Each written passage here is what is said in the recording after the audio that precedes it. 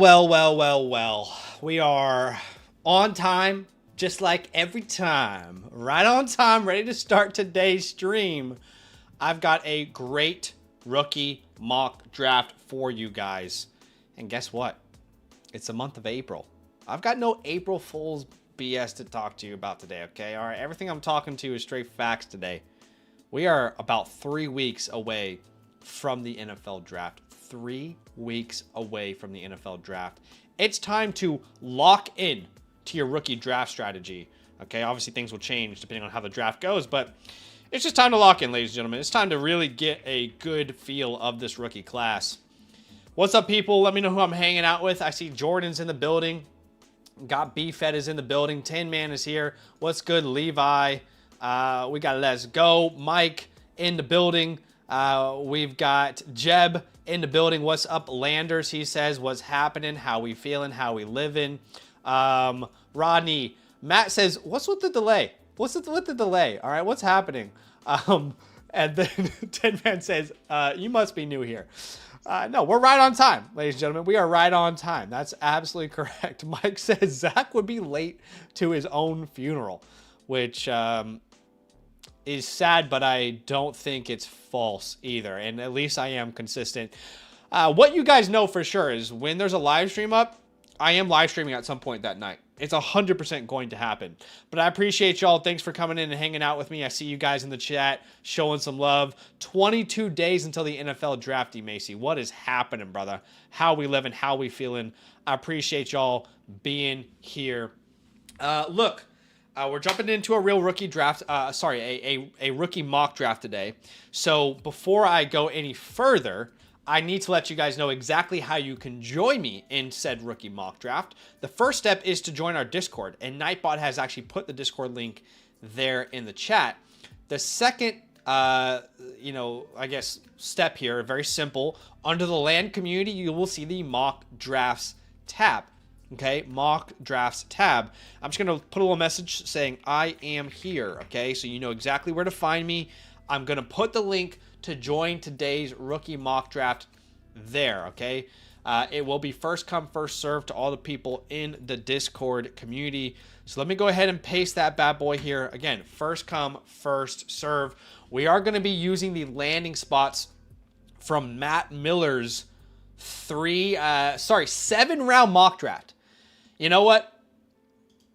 Matt Miller, we got to show some love because it is very rare that we ever see even 3- and 4-round mock drafts. So the fact that we have a 7-round mock draft from Matt Miller, who we can go follow on X here so you can see exactly what he looks like. Shout out to him, man. Shout out to Matt. It is so rare to find a 7-round mock draft. So might be some spots that you don't like, but that's the world that we're going to live in today. I appreciate y'all big time coming out here and joining me. We do have a giveaway today.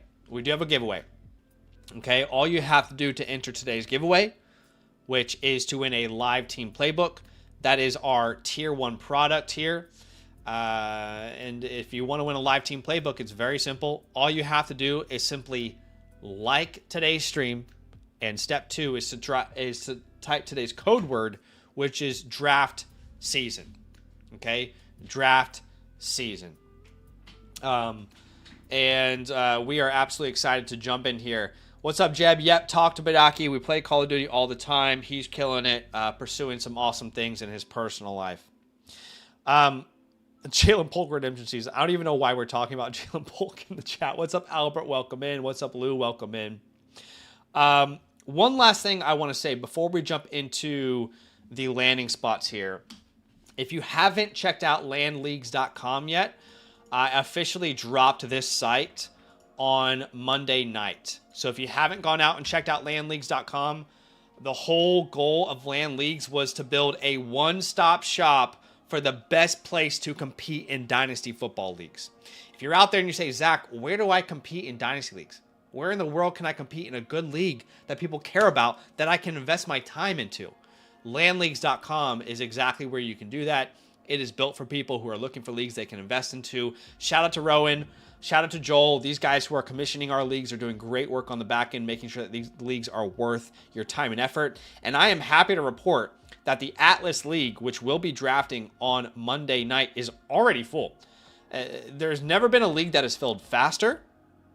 I am shocked. Tomorrow on the stream, we will be doing an auction mock draft, and this will be an auction real draft for the Atlas League. I have never seen a draft, a league fill basically within like 36 hours. This entire league filled with people who are brand new joining our community. So shout out to you guys. And the best part, gang, is if you haven't yet joined the community, you still can. You get access to the LAN community leagues. Every week, there's a brand new league for you to be a part of. You get premium access to landleagues.com, the playbook, the war room, all of that. All right, the draft guides. It's absolutely incredible. I am hyped to have that league. But please go check out landleagues.com. I want to hear your feedback. You also have real ADP from all of our real drafts there available for you guys to check out. It's a home for all things land leagues. Okay, let's go ahead and let's live in this world here. Okay, yes, no one knows how the NFL draft's going to go. However, the whole point of using a mock draft and seeing how it would ultimately change the way we look at rookie drafts, that's the entire goal, right? So that's what we're going to do here today. Let me put my video, my big ass bald ass head on the left side. Okay, so this is the world that we're living in. Again, provided by Matt Miller. He has Mendoza going to the Raiders. Awesome. The next offensive player is Jeremiah Love to the Titans. There's been a lot of discussion whether that's a realistic landing spot or not. There's been a lot of discussion. We're pretty much consistently hearing maybe the Titans are in, maybe they're not. The Giants might be in, but he goes to the Titans in this world. We also get Carnell Tate to the Browns at 6th overall. He would become instantly their wide receiver one, probably their number one weapon, certainly in the red zone. We don't get another weapon off the board until pick 11, but it is Mekhi Lemon, which honestly, this is such a great landing spot for one of these receivers. Specifically Lemon and or Tyson, I really love here because they can work inside, outside. There is no receiver of note to push them in any particular direction for their rookie season. Yes, it's Malik Willis throwing the ball, but they instantly become the number one weapon. So I love that spot from Mekhi Lemon.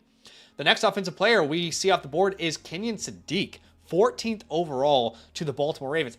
I really like this idea. I've seen it a couple times now, and no disrespect to Mark Andrews, but you can almost bet that at some point Kenyon Sadiq is going to be a high producer the way that Lamar targets them tight ends.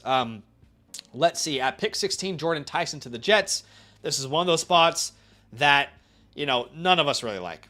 All right, none of us really like Jordan Tyson to the New York Jets. Any receiver to the New York Jets, we don't really want that to happen, but it could actually happen IRL.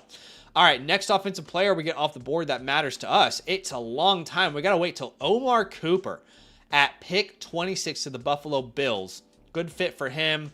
I don't really like how he and DJ Moore complement each other, but anyway, he's a good player on a good offense. I won't overthink that.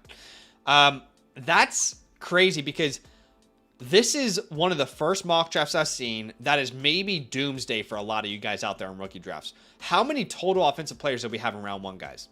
We had Omar, which is 1. Then, this is real doomsday stuff, and it's a real possibility. Tyson is 2. Sadiq is 3. Lemon is 4. We've got Tate at 5. Love at 6. There's only 7 players in this entire draft that get round 1 draft capital. That's not even shocking to me, though. I honestly think this is a realistic possibility. Let's keep going, though. Into round 2, where Denzel Boston is a 36th overall pick to the Las Vegas Raiders. The Jets get the Giants get Concepcion.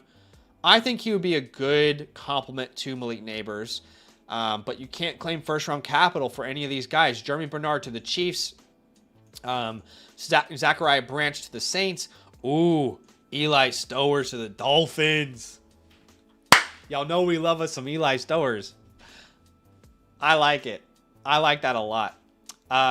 Okay, top 50 draft capital for him.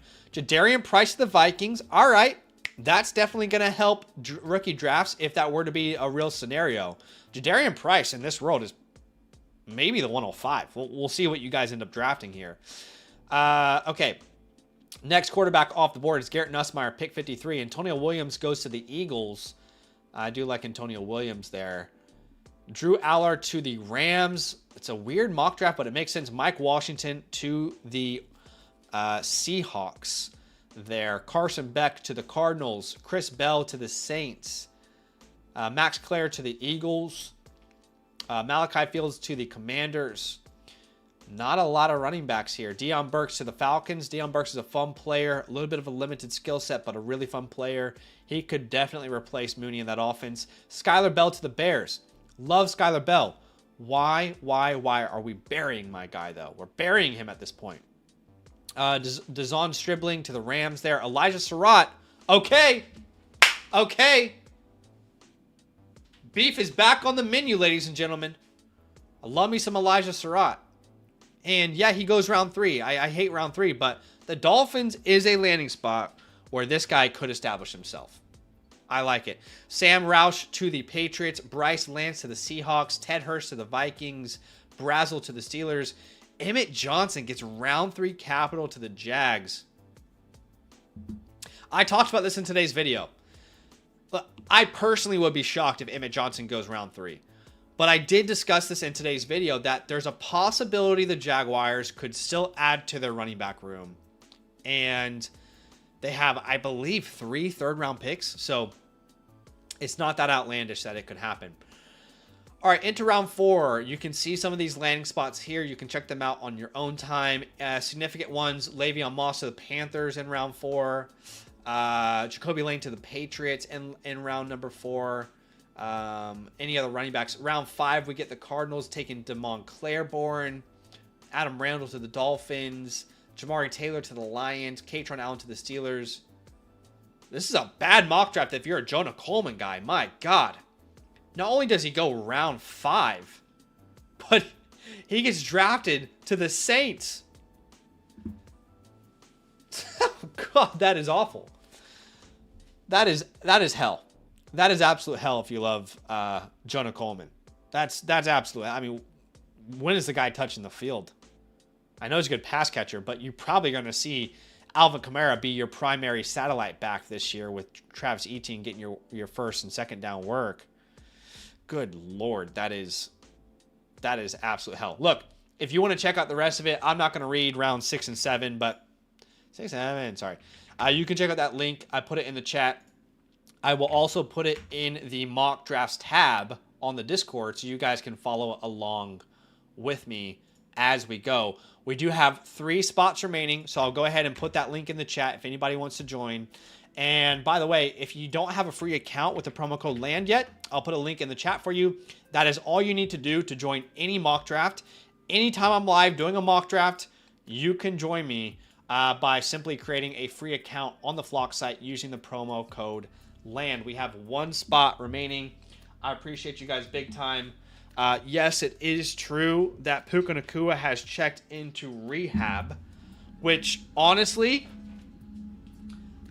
I think that's best case scenario. Puka was on a generational run of bad decisions, so I am glad that he is getting some help. I think he probably needed it. Okay, let's go ahead and start this rookie draft. I appreciate y'all hanging out with me. We are going to use those landing spots. Let's go ahead and jump in here. This is a Superflex 0.5 tight end premium rookie mock draft. Let's go ahead and jump in as Johnny Detroit is going to lead the way for us there. Okay, Jeremiah Love comes off the board there at the 101. No surprise. Remember, in this world that we're living in, which is Matt's world, he did have Jeremiah Love going pick number 4 overall. I put a poll up on YouTube not too long ago. I think it was like last week. And I wanted to get a sense of where everyone felt the most realistic spot was for Jeremiah Love. Because there's a lot of reports out there, a lot of people claiming, different ideas of where they believe he's going to go. 5,500 people have voted, and 59% of those people say the Titans are going to be the pick. The Cardinals would not shock me. They're not a good team. They need good players. The same logic applies to the Titans. The Commanders, I think, is what we all dream of. And I think only 9% people voted Giants because a lot of us have Scatterboo, and we probably don't want that to happen, so we might just be lying to ourselves right now. Okay, so we get Jeremiah Love, Mekhi Lemon, Mendoza, Tate, and Jadarian Price. And like I said, I'm not at all surprised that Jadarian Price, in this reality that we're living in, ends up being a top 5 pick. Remember, he went to the Vikings in the second round. Second round capital for them running backs is really good historically. It's a great hit rate. And there's a lot of spots that I'm assuming people don't really like in the first round here. And so I've got a difficult decision to make here on the draft board. A really difficult decision to make. It's a 0.5 tight end premium. I do love Sadiq to the Ravens. I feel like I just have to draft Jordan Tyson here, man.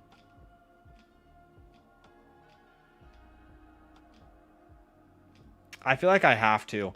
I'm not at all excited about the landing spot, but I definitely love the player. So I am going to go player over situation here. Problem is, like, even I'm sitting here saying, like, what is the upside, man? What is the upside of year one with the Jets, playing with Garrett Wilson? It's tough. It's honestly tough. And I don't actually blame Sparrow for drafting Jadarian Price over Carnell Tate, by the way. I mean, we have been preaching historical hit rates for years here at Land Football. We updated them recently, by the way. In the latest draft guide, I can't wait for you guys to see what future draft guides are going to look like here. But in the latest draft guide, we updated these historical hit rates.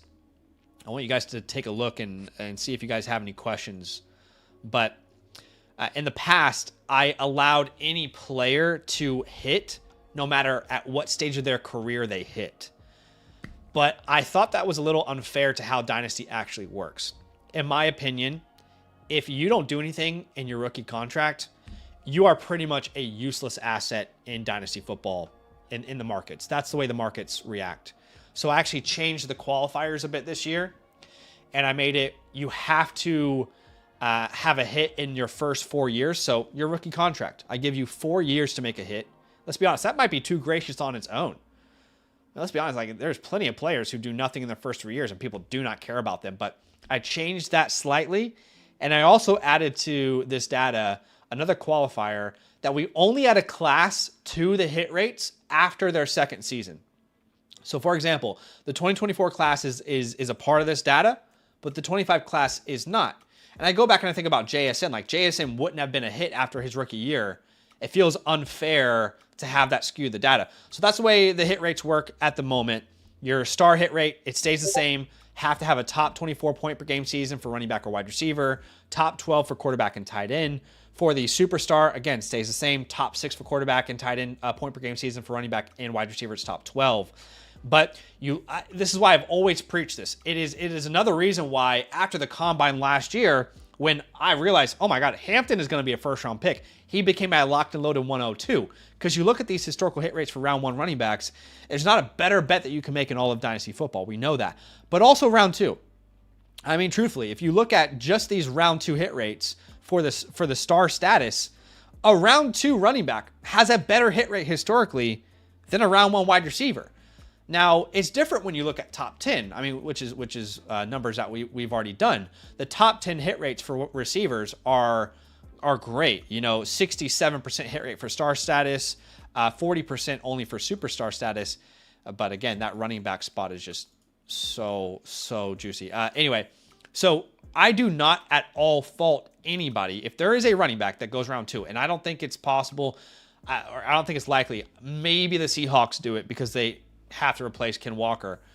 But I don't think it's likely a running back goes in round two. But if they do, like in this world that we're living in here, and Jadarian Price is a second round pick, top 50. Top 50 is a real strong signal, by the way, historically.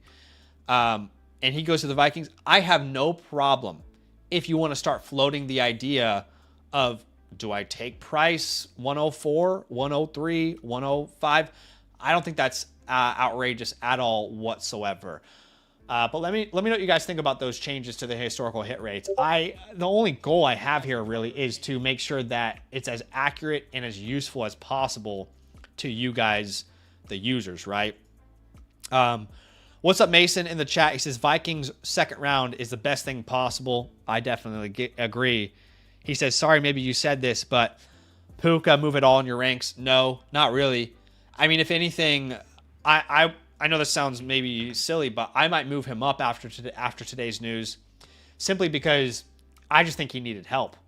And I don't remember someone who we, historically have heard having these off-field issues addressing it so quickly. So personally, for me, I don't think I will move him down my rankings. If anything, I'm actually happy that this is happening, where he's recognizing he needs help and getting the help that he needs. We know the guy is one hell of a football player. I was worried about the decisions he was making, so I don't think he's going to move down my rankings at all. I think he'll stay exactly where he is. Right now, I have him at wide receiver 3. I'm comfortable to keep him there. I'm comfortable drafting him in round 1 of your startup drafts. But you guys let me know. I could be underreacting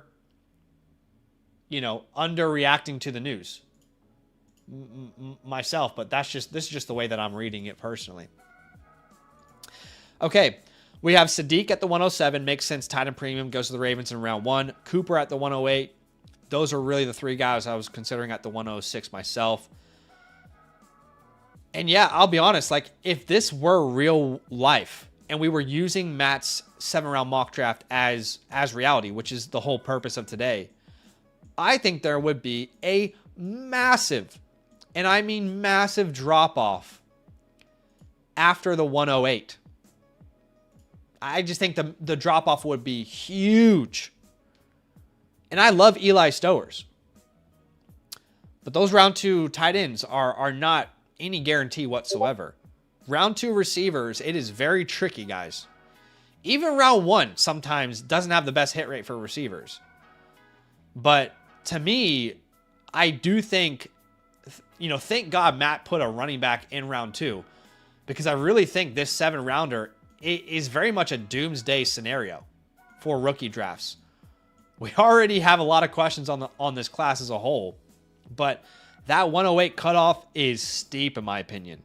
Love Concepcion a lot, I really do, but if you go to round 2 historically, it is not as good of a bet as you think it is. Love Stowers as a prospect. And I'll be honest, I don't think you can even consider Jonah Coleman in the first round and a half in this world we're living in, guys. I just got to be 100% straight up transparent with you. I'm all for you taking your guy, but again, we're trying to live in this exercise. And in this exercise, Jonah Coleman is a round 5 pick, 172nd overall, to the New Orleans Saints. You might be drafting Caleb Johnson again, but worse draft capital there. I'm not comparing them as players, but okay, guys, I want to ask you the question. We have done 1 round. Who do you believe is the best value in round number 1? Where do you think the best value in round 1 comes from? And you know what? Let's maybe have a deeper discussion about Jonah Coleman here, because Joel, great dynasty player, runs a lot of our leagues for us. Shout out to Joel being here. He mentions, hey, I don't care where Coleman goes. I'm all in. And there are going to be people out there just like Joel who are like, look, that's my guy. I'm riding with my guy. I will say that is why the historical hit rates was a big research project for me. And let's just say, in this world, where are you drafting Jonah Coleman? I want to hear a consensus idea. Is he a first-round pick for you still? Is he going to be somewhere in the range of the 201 to the 206? Is he a late second for you? Or is he 3rd round onwards? I want to know where you guys would stand. There's a lot of Jonah Coleman stands out there, and I get it. I'm actually reworking entirely the Limits Lemonade report. I don't know if I'm going to include the updates in the 26 cycle, but I can tell you guys 2027, is going to be by far the best year ever for the rookie report. But I have reworked the Limits Lemonade report. It is backed in historical data. It is backed in fantasy success. And I will say, Jonah Coleman was surprisingly high on that list. I do like Jonah Coleman a lot more today than I have in previous years. In fact, the Limits Lemonade report since 2015 has 900 careers from college running back prospects. And Jonah Coleman is in the 98th percentile of the Limits Lemonade report. So he is good at creating for himself. That's for damn sure. But we also have to live in reality. And beyond any metric you'll ever see, beyond any model you'll ever see, the hit rates reign supreme. So if you're going to draft Jonah Coleman, right now 48% of the chat are saying an early second round pick. You're making a bet that is hit. Even if you want him to hit a top 24 point per game season, you're making a bet that has hit 19% of the time since 2014. 19% of the time. So just be aware. I'm not saying you can't be a Jonah Coleman guy. I'm just saying maybe harness expectations a little bit. Okay, I asked the question, who was the best value in round one? Who was the best value in round one? A lot of people are saying Tyson. Tyson, from a lot of people. Lou says Love was the best value. Let's see. Chase says, I have the 104 in a lot of places. Should I be trading up to the 103, or is Tyson still... I still have him there, but it's really going to come down to what the draft shows us, Chase. I don't think anyone knows the answer to that just yet. Tang says the best value is Stowers if he converts to a receiver, which is interesting. We're going to hear a little more about Jonah Coleman in a second, but I am doing a giveaway today, gang. If you want to be a part of today's giveaway, it's a very simple two-step process. You like today's stream, that's step one. Step two is to type today's code word, which is draft season. All right, that is all one word, and it's SZN. All right, draft season. That is the code word for today. Okay, so the chat, I asked, in this world where Jonah Coleman's a 5th round pick, where would you draft him? And I am genuinely kind of shocked by the results here, because 9% of you are saying you would still draft Jonah Coleman in the 1st round. 9% of you are just completely throwing out over a decade of data. Fair enough. Hey, you got to roll what you got to do. You got to follow your gut here. Okay. 9% of you. Now, 50% of you are saying you would spend an early 2nd round pick on him. And I just don't know what to say. I personally was in like at earliest late 2nd range there. And again, sometimes you can justify taking a shot on a 5th round running back. I mean, by the way, you can draft as many running backs in rounds 3 and 4 as you want in your rookie drafts. They're typically the best bets to make. But I'm talking specifically early. Maybe you can justify taking a shot on an early round, a late round running back, if it's in a scenario where you can envision him, really becoming an important guy early on in his career. But Jonah Coleman is going to be cucked, in my opinion. He's a 5th round pick to the Saints. They just signed a 3-year deal to Travis Etienne. Sorry, Jonah Coleman is not better than Travis Etienne. Not for me, at least. Etienne still has his prime left, in my opinion. In his 1st year alone, you're going to be behind Kamara and Etienne. So I don't see the scenario in which he drastically improves his value in 1 year's time. But even if Etienne moves on, which is likely, then he's probably your satellite back. He's going to be worked in. Maybe at best, this is Charbonnet usage without the draft capital. I think It's just my opinion, but I think some of us may be a little too high on that situation personally. But Joe makes a good case here. Look, in a class like this, anything goes. Fair enough. This is a class where I guess fair enough, you can call your sharts. Delusional Vikings fan says, Data schmata. I know what my eyes see. Yeah. Unfortunately, a lot of people who drafted Ollie Gordon last year said the same thing to me. But Data schmata. T. Gotsy says, mark my words, Jonah Coleman will be this year's Caleb Johnson. Honestly, if Jonah Coleman gets Caleb Johnson's draft capital, I will be far more in than I am today. Because I don't see many running backs going in that range this year. But Joel makes his case. He says Jonah's pass blocking chops alone will get him on the field. He is a very good pass protector. He's a very good pass catcher as well. He's a very, very good receiver out of the backfield as well. So I wouldn't discredit that part of his game at all. I don't disagree with you. Sparrow says, I mean, how does Mike Washington fall this far in this world? Yeah, I was a little surprised to see that as well. Second rounder. Again, it's a bit of a technicality. He's the last pick in second round to the Seahawks. I got to be honest, guys. When I redid the Limitless Lemonade report, I became way less excited about Mike Washington. Way less excited.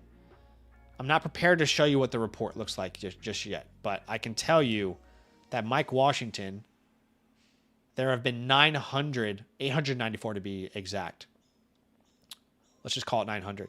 There have been 900 running back seasons since 2015 that are in the Limitless Lemonade report that are eligible as career running back careers. Okay. He's in the 35th percentile of all running backs at creating for himself. Not great. Not great, Bob. 35th percentile. He kind of reminds me of Isaac Horindo a little bit. I'm worried. Because this dude is just, I mean, if you get him in a straight line, he's got like that track star, big body, really fun combo. It is very much Isaac Horindo, but he is not good at creating for himself. That's for sure. In fact, I'd be curious. I've never even looked at this. What is Isaac Horindo? He doesn't qualify. He didn't have enough carries. Oh, no, wait. He's here. Sorry. Isaac Horindo was actually a lot better at creating for himself. He was in the 72nd percentile. So, yeah, not great for Mike. But, again, historical hit rates with draft capital is undefeated in this area of research. So, it would be hard not to take it seriously. I'm on the clock and I didn't even realize it. I was yapping. I was in an absolute yap session there. However, I will go ahead and take Jeremy Bernard, who I don't think is a very flashy receiver. But in this mock draft, he goes round 2 to the Chiefs. And I think the Chiefs realize without Rashee Rice, they really have nobody. And that is no disrespect to Xavier Worthy, but Xavier Worthy is only useful to your offense if he can help other players get open. You know, if you have to account for the deep ball and let him stretch the field, that's when Worthy is really helpful. He's not all that helpful on his own. Bernard is a much more complete receiver, I would say, out of the gate there. What is Puka going to rehab for? I believe it is...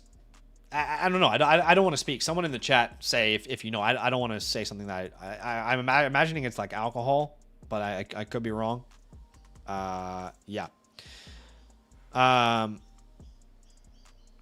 Joel says Mike Washington is a scam. Isaac is a great comparison. Speed demon who can't do much else. I kind of am starting to feel the same way. Package says, what if Puka checking into rehab was an April Fool's joke? and he posts a video going nuts at a club. Oh, I shouldn't be laughing because that would be genuinely. Okay, look, that would be genuinely terrible. Like that would be a terrible move from him. And if anything, if this is an April Fool's joke, then I will probably say sell Puka Nakua.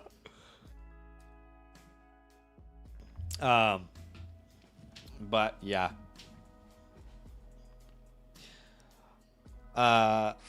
Chiefs need bodies. I agree. I don't agree that Jalen Royals and it. I just don't think he's had a chance to show what he's capable of, really, unfortunately. Okay, here in round 2. What do you guys think is the best value in round 2? I want to hear from you.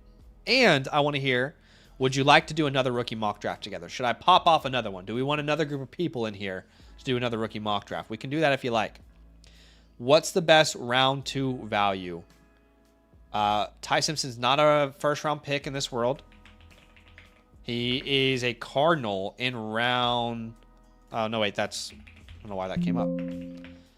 He is a Jet in round 2, so almost round 1 capital. It's the Will Levis treatment, basically. Who is the best value, y'all? I can tell you who isn't. Nick Singleton. Where did Singleton get drafted in this 7-round mocker? Let's see.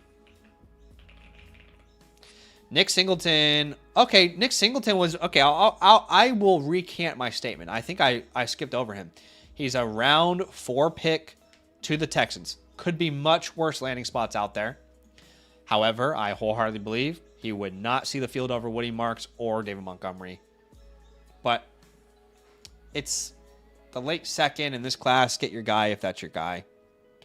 Okay, we need to talk about it. How the hell... My community is sharp. You guys are sharp.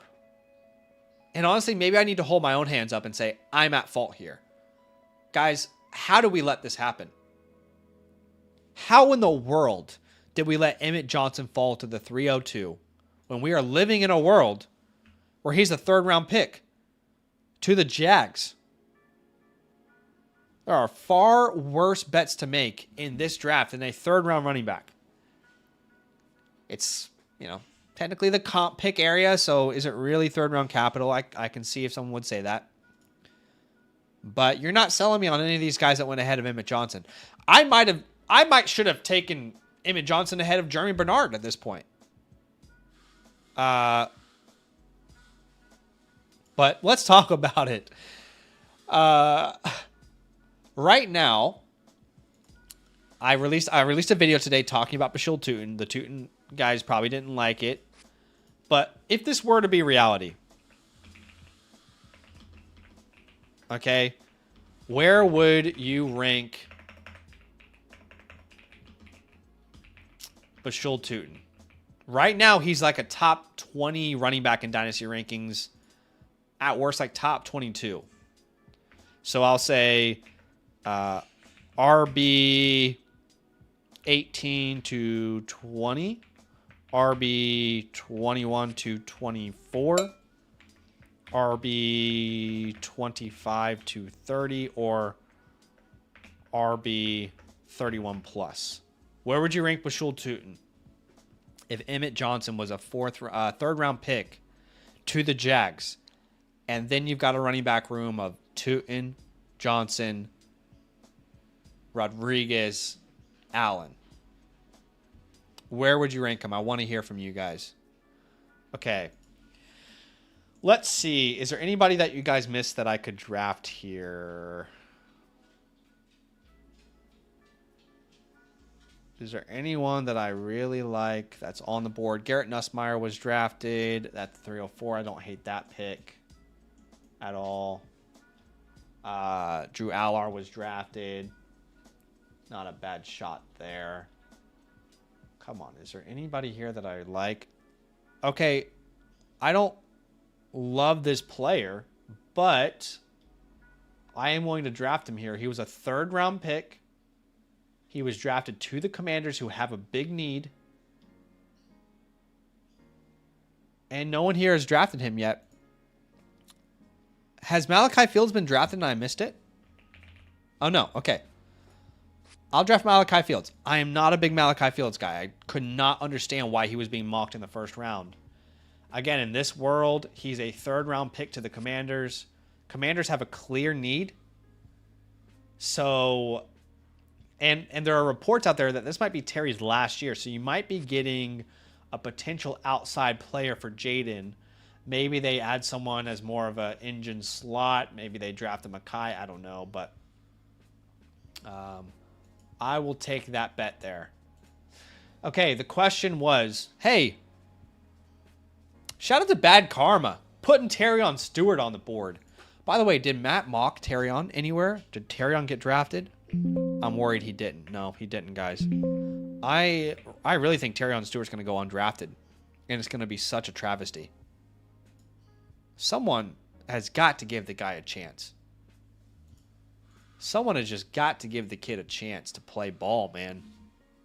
Okay, the question I asked is, if we legitimately had another running back to compete in the backfield of Jacksonville, how would you value Bashul Tootin?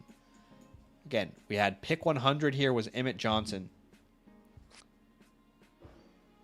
So, you guys answered. Only 7% of you would rank Tootin as the RB 18 to 20. 36% of you would rank him as a RB 21 to 24. And 36% of you, it's basically dead even. I would say this, 70% of you are saying he'd be RB 21 to 30 range. Which feels right. I mean, 18% of you guys are saying he is just completely falling off my board is what it sounds like. So interesting to hear from you guys. Tyler says, yo, just wanted to say great video today. Really like your points on Tootin and Scattaboo. I appreciate you, man. Thanks for the love, my dude. Thanks for the love. Jeb says, Corn Belt School running back with a massive breakout in his last year that goes in the third round. Uno says, Emmett should have gone as early as Coleman went for this mock. Right. You know, people are going to say that's crazy, but if this was real life, I probably am drafting Emmett Johnson over Jonah Coleman personally. You can say, Zach, you're too stuck in history. No, I mean, my final rankings are not just historical hit rate. It considers a couple of different things, but that 2-round gap would be hard for me to justify. Let's get into one more rookie draft going on here. I would love for you guys to join me. If you already joined the first one, maybe give some other people a chance to join this one. So I'm going to go ahead and send this link out in the YouTube chat, or actually in the Discord chat, excuse me, under the mock drafts channel. This is a first come, first serve situation.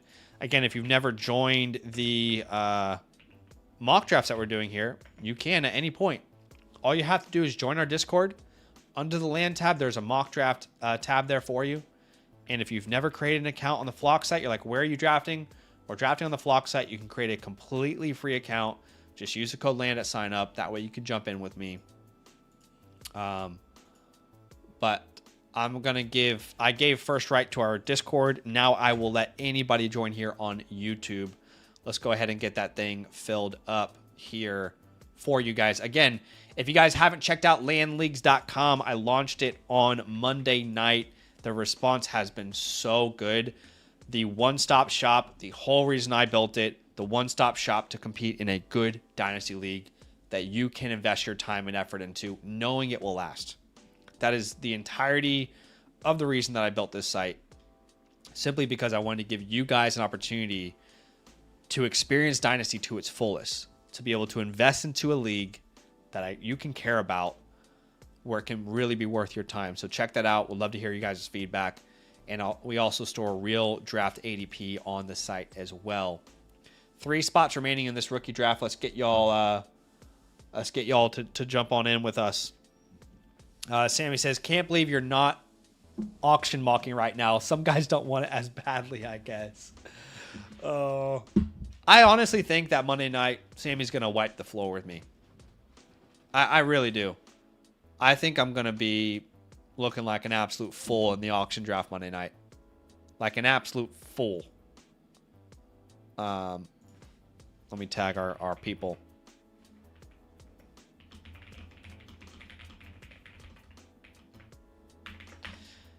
I will tomorrow night, though. I can promise you. Tomorrow night, I will absolutely be doing a mock draft for the auction league. Because I need to learn. So if you want a mock draft for the auction league or just an auction league in general, please join me tomorrow night. I need to know what the hell I'm doing. I might look like an absolute fool. Okay, let's do one more rookie mock draft here. And we'll use the same landing spots, but it'll be 30 seconds on the clock. Prepare says, Emmett Johnson sucks. Tootin mogs him so hard from a testing analytical view. Wouldn't care at all if he went there. I would agree that he's a better prospect, Tootin is. Wouldn't go that far, but I definitely think he's a better prospect. I can reverse jinx you. I can do whatever I want. I will draft Mekhi Lemon here. He was the 11th overall pick to the Dolphins. I'm going to go ahead and jump on him. Not in that way, but you know what I mean. Jeb said, Zach, Sammy did mop the floor with you in the Flock League. I can't tell you guys how often I think about the fact that I could have started my draft Puka Nacua, Devon Achane. And I can't tell you how many times I've thought my rankings, the rankings you guys used to draft great teams last year, my own rankings told me to draft Devon Achane. The rankings that I meticulously spend hours and hours and days on, those rankings said, take Devon Achane. But my dumbass wanted to put on a Batman costume. Okay? And make a bit for the entertainment. That will be my biggest regret in the Flock League for a long time. And it's all business for me next year. It's all business. We're not doing anything for viewership. We're not doing anything for the memes. We're just drafting straight business. Okay? Because year one, we were straight business. And we drafted a fantastic team. We need to get back on track there. Okay, the poll, by the way, ended with 40% of you guys saying you'd be comfortable putting Emmett Johnson at RB 21 to 24 range, which is kind of where he is right now. So a lot of you guys are saying Emmett Johnson is a non-factor for you, which is interesting. Okay, here in round number 1, nothing out of the ordinary. I will say seeing Omar Cooper fall that far is a little bit shocking. I did not expect that. So that would be the first initial shock for me. You won't find someone higher on Elijah Surratt on YouTube than myself, but I'm not taking Surratt over Cooper if Surratt's a third-round pick. Which, by the way, I'm seeing so often, and it makes me so sad. I just can't believe it. He's at least a second-round pick.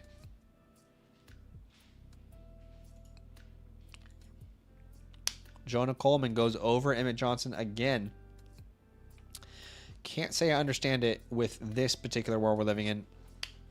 I'll take a shot on Ty Simpson here. Pick 33 overall to the Jets. Probably going to be an absolute nightmare meltdown, but hey, broke money don't make none.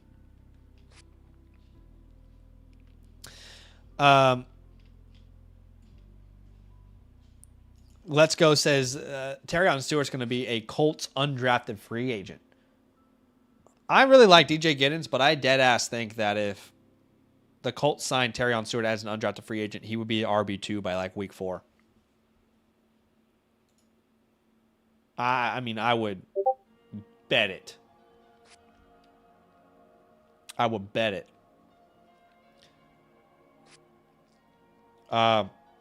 Delusion will say 1,000% if Coleman is there anywhere after 201, he's a smash. I mean, if you remove the world that we're trying to live in today, I might agree with you. But I do not agree at all whatsoever that Jonah Coleman is a smash if he was a round 5 pick to the Saints. The only smash is your dynasty team into a wall. That's a little drastic, okay? A little too drastic for me, but I just don't think history's on your side there, gang. Jeremy Bernard at the 205. I like the pick. Ted Hurst is getting a lot of love lately. Did Eli Heidenreich even get drafted? Let's see. Eli Heidenreich. He did get drafted. It was round 6 to the Rams. Oof. Hopefully they use him as a receiver because he would be buried in that running back room. Delusional fan says, I'm not taking the mock into consideration. That's the entire point of this exercise, man. Entire point of this exercise here.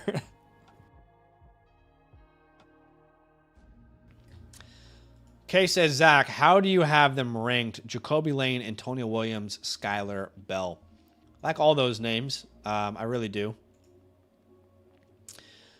I would have to double check how I have them ranked. I like all those names a lot. You said Skylar Bell would be first on that list for me.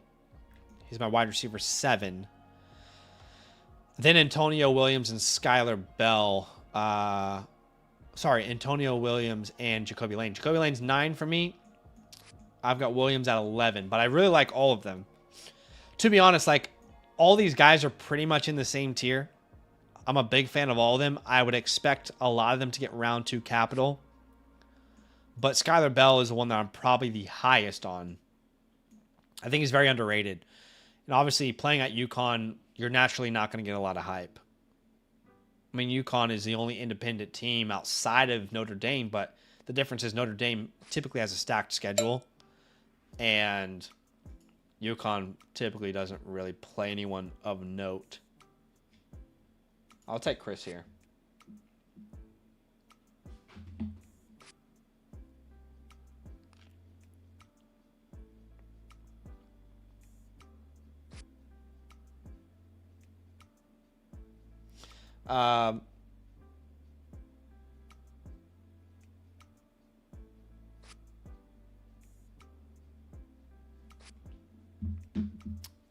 Katron Allen off the board.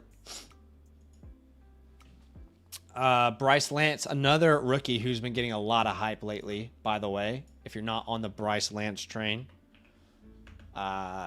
Unfortunately, I just feel like there's going to be so many random guys that you can kind of throw a dart on this year. It feels like most years, the dart throwing begins like mid-round 3. I think this year you're going to see a lot of dart throwing from like mid-round 2 onwards. You know? Unfortunately, I think that's probably a reality. Guava, what's up? He says Mendoza or Cam Ward. As prospects, I prefer Mendoza. I wasn't very high on Cam Ward personally. I thought there was a lot of cerebral stuff that he needed to improve on. Just my personal opinion, doesn't mean I'm right. I could be wrong easily. But I like Mendoza better. And Mendoza's never going to be a big rushing threat, but he could be a big factor on inside the 10-yard line as a rushing threat. Not Josh Allen or anything, but Cam Ward, I just don't see ever.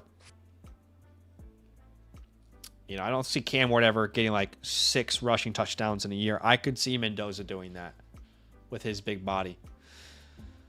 All right, guys, you got one more shot here to enter today's giveaway. All you have to do to enter is simply like the stream and then type our code word today, which is draft season. You got to spell it right, though. SZN. Draft SZN. That's the code word for today. Like the stream, type draft season, SZN. And and you will be officially entered into the giveaway. Malik or Ward? Like, what do you mean? Like Malik Willis? I would have had Ward as a better prospect than Malik Willis probably coming out.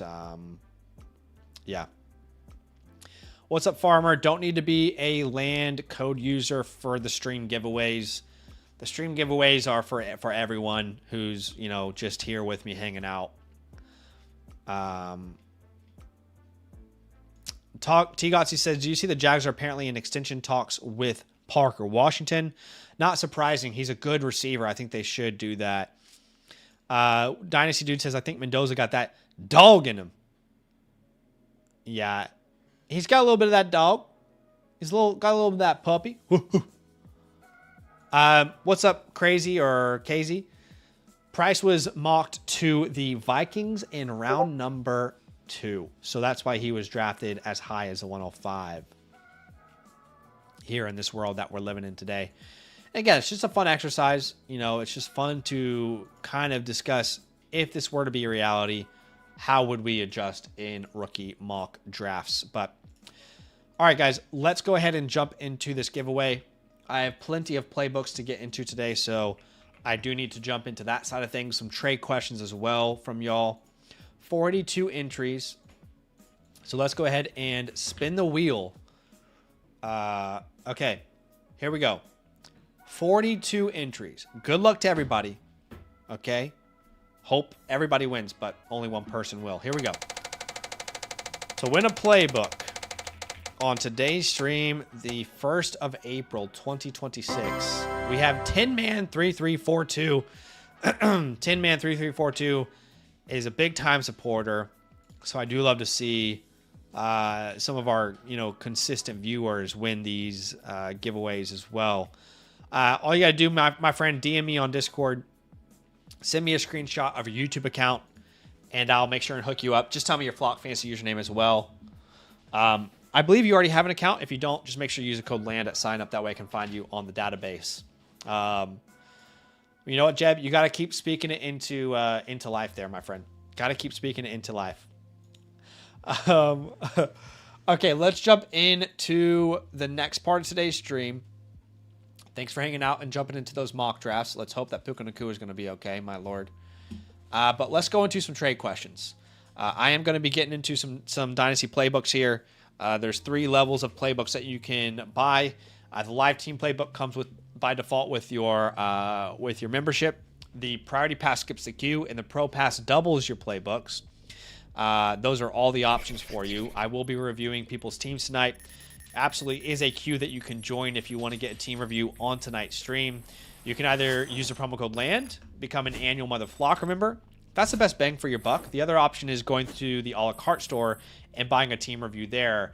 Let's say you're a member of a different promo code or whatever the case may be. That is the other way that you can go about doing it. Also, the same link that is pinned in the chat now, you can ask a trade question on the site with.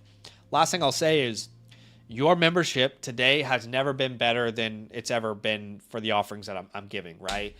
And I want to say just a big thank you to you guys who are supporting me on the site, because when you decide to support me financially, it allows me to create the best content. It allows me to have people around me who help me create great content, great draft guides, different things that we're building out on the back end, landleagues.com, for example. But you do get premium access to landleagues.com when you become a member, and you get guaranteed FastDraft into a league, the playbook, war room, hotline, rookie reports, all of that. So definitely check that out in the comment if you want to consider supporting Land, myself as Land, really. We got a super chat here, and then we'll jump into these trade questions. And the first question is from Gilliam, and he's asking, let me move myself over a little bit here. Trade Henderson and a 27 first for Hampton. I feel like I had this question actually. I think in last week's stream I had the same exact question. No, maybe it was Monday night, because me and Sammy had different opinions on it.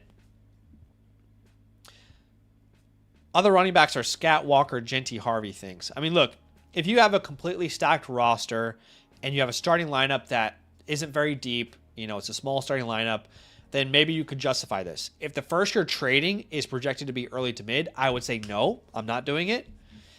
If the first you're projected is to be, mid to late, and you have a small lineup, then sure, I'm okay with it.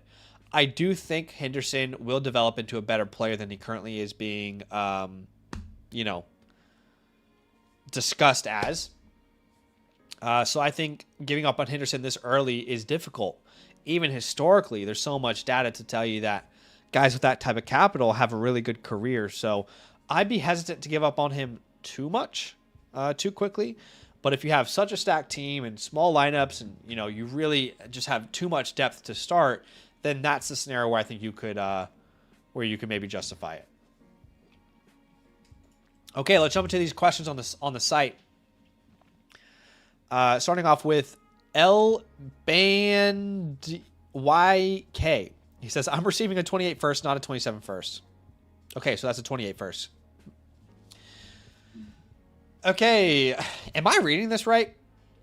Are you sending away the 110, the 111, Kyler, and Malik to get a first and Jaden Daniels? That is the biggest smash of the century, if I'm reading that right. Get Daniels in the first by a landslide, my guy. Let me look at your team here.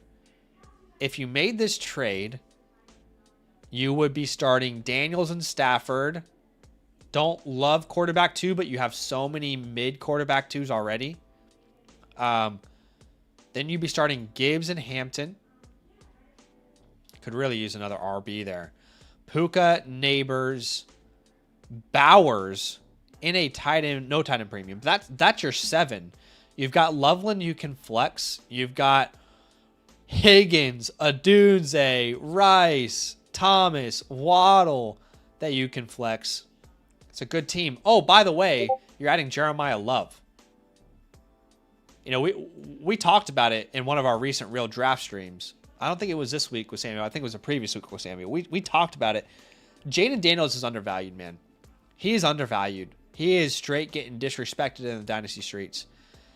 This is a monumental, easy dub smash. Monumental. I view these 26 late first as the equivalent of a mid-second round value in most classes. And you saw it in today's rookie draft. So this is an easy smash, dude. Please accept that trade today. P. Santoro, what's up, my guy? How we doing? Jaden Daniels is unk. That is fair. He is 25. It's a super flex start 9, 12 team. He would send away Lawrence and Rice for McConkey, Jones, and a first. Okay. The way I view this is McConkey and Rice are pretty much equal assets. I don't really care if you have a preference between them. So would I sell Trevor Lawrence for a 27 first and Daniel Jones? That's a toughie, actually. That's a toughie. I think it depends on where that first is. You can't really project first, but if you made this move, by the way, you really don't need Lawrence, actually. You have May and Daniels. Let me look at this again, looking at your team. You have May and Daniels. So you'd be starting May, Daniels, Genty, Jacobs, Jason, Lamb, Loveland, and then you'd have 2 more flexes between Rice right now is what you have, Nico. Look, I don't mind. I actually think it's smart for you to strategically move off of Lawrence. I don't think this is benefiting you, though. Like, you're basically moving off of Lawrence to make a lateral move. And you're getting the first. I just don't think that's the exact move I'd want to pursue. Like, let's see. Is there another player on this team that would make more sense for me to make this move? Damn. Here we go again. Tough spot. First off, I would rather, like, if you can counter with 2 firsts and McConkey, I'd rather go that route if you're going to move on. I think that if you got an additional first, it'd be much easier to move into something else than Daniel Jones is right now. There's not a counter that I love here. Honestly, there really isn't. Yeah. The counter that I would offer would be something kind of like I'd do like a Warren and a Brees swap, and then I'd be more comfortable. I just don't think you're netting. I like the idea. I don't think we're executing the right way, though. What's up, Kleinot? It's a 1 quarterback, 10 team start 9. And they said would be giving up Lamb, Dak, and Wandale. Won the league last year. Wanted some advice on the offer. Giving up Dak, Lamb, and Wandale for Stroud and Chase. Okay, I don't care about the Wandale side of this, right? I would have loved to have seen the rest of your team here.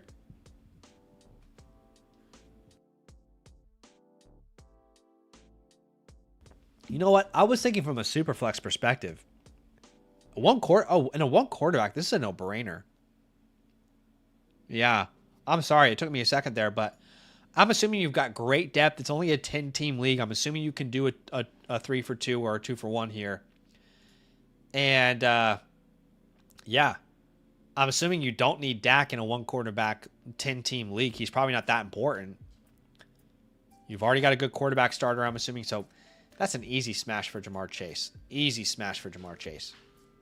Okay, what's up, John Perry?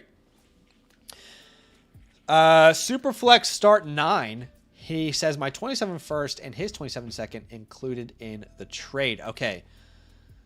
So you would be sending a Dunze Craft and a 27 first.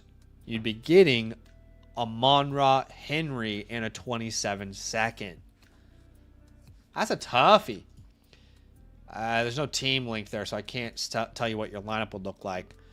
I want to go to the poll here. I want your guys' help. Which package? I want to know. Do you want the Dunze plus the 27 first package? Or do you want the Amon-Ra? It's a start 9, to be fair. I want to hear from y'all. Scribble says, why can't you see the first and second? He didn't add it to the site, so he might have just said, I'll just add it in the text. I'm not sure. Mason's here. He says, Amon-Ra easily, by the way. Okay, yeah. He says, didn't see the picks. Yes, so I think this is a tough one, honestly. I think it's a tough one. I wish I could see the rest of his team, and I wish I knew the premium on that tight end. It doesn't say 0.5 or 2.5 or full. I don't know what the premium is. I would love to know what your other tight end is, John.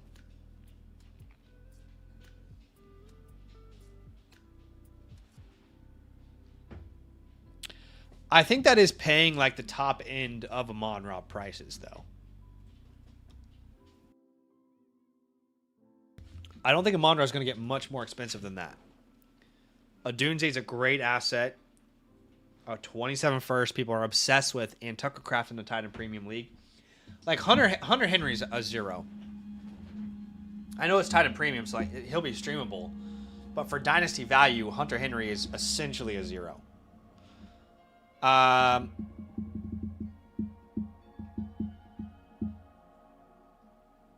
will say this. If you were able to remove Kraft and Hunter Henry from the equation, so it was like Rome in a first for a Amon-Ra in a second, and maybe you added an additional second, that's a counter that I'd be much more comfortable with. But I think it comes down to what your team looks like, John. If you don't have a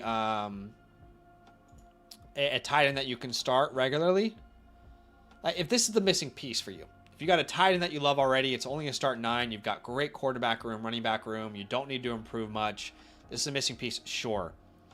But I would try that counter I mentioned first, personally. All right. Appreciate y'all being here with me. We've got currently 4 playbooks in the queue. Playmaker is an offline playbook, and I've already done that offline. We are currently in the process of producing it for him. So let's go ahead and let's jump in. I'll just double check that there are no priority passes or pro passes here. Okay, we all got live playbooks. Great. And again, if you guys want to get into the queue, you want to get your team reviewed, very simple. Check out the link in the pinned comment there. A couple ways to get a customized review from me. First way is by becoming an annual Mother Flock member. That's the best bang for your buck. Second way is the a la carte store. Let's dive in. I'm about to dive in. I'll stop singing. Sorry. Okay, Get Beef Fed. Shout out to Get Beef Fed. Honestly, shout out to all 4 of these guys. Okay? Because all 4 of them signed up with the Land League's site release, which is awesome. I appreciate y'all for showing some love and seeing some value in the community here. Okay, so our first team here is a 1 quarterback, 10 team start 8. 1 quarterback, 10 team start 8. That's a smaller league with a smaller starting lineup. So I will contextualize that. You're ranked 2nd. On the site, it has your position rankings at 6 for quarterbacks, 8th for running backs, 2nd for receiver, and 1st at tight end. There is no tight end premium. And you said, my depth is non-existent and bench is all upside shots. My cornerstone assets are all very young, so torn between letting it ride and hoping some of my bench players hit or moving my more valuable assets to build the team out more. Okay, you do have the 101. Hell yeah. Well, that is going to be a very impactful pick for you. I'm excited to jump into the war room and come up with a game plan for your rookie draft, because that changes everything, having to pick like the 101. Maybe the... what do you guys think? I want to hear from you. I don't think I can remember a time in Dynasty when...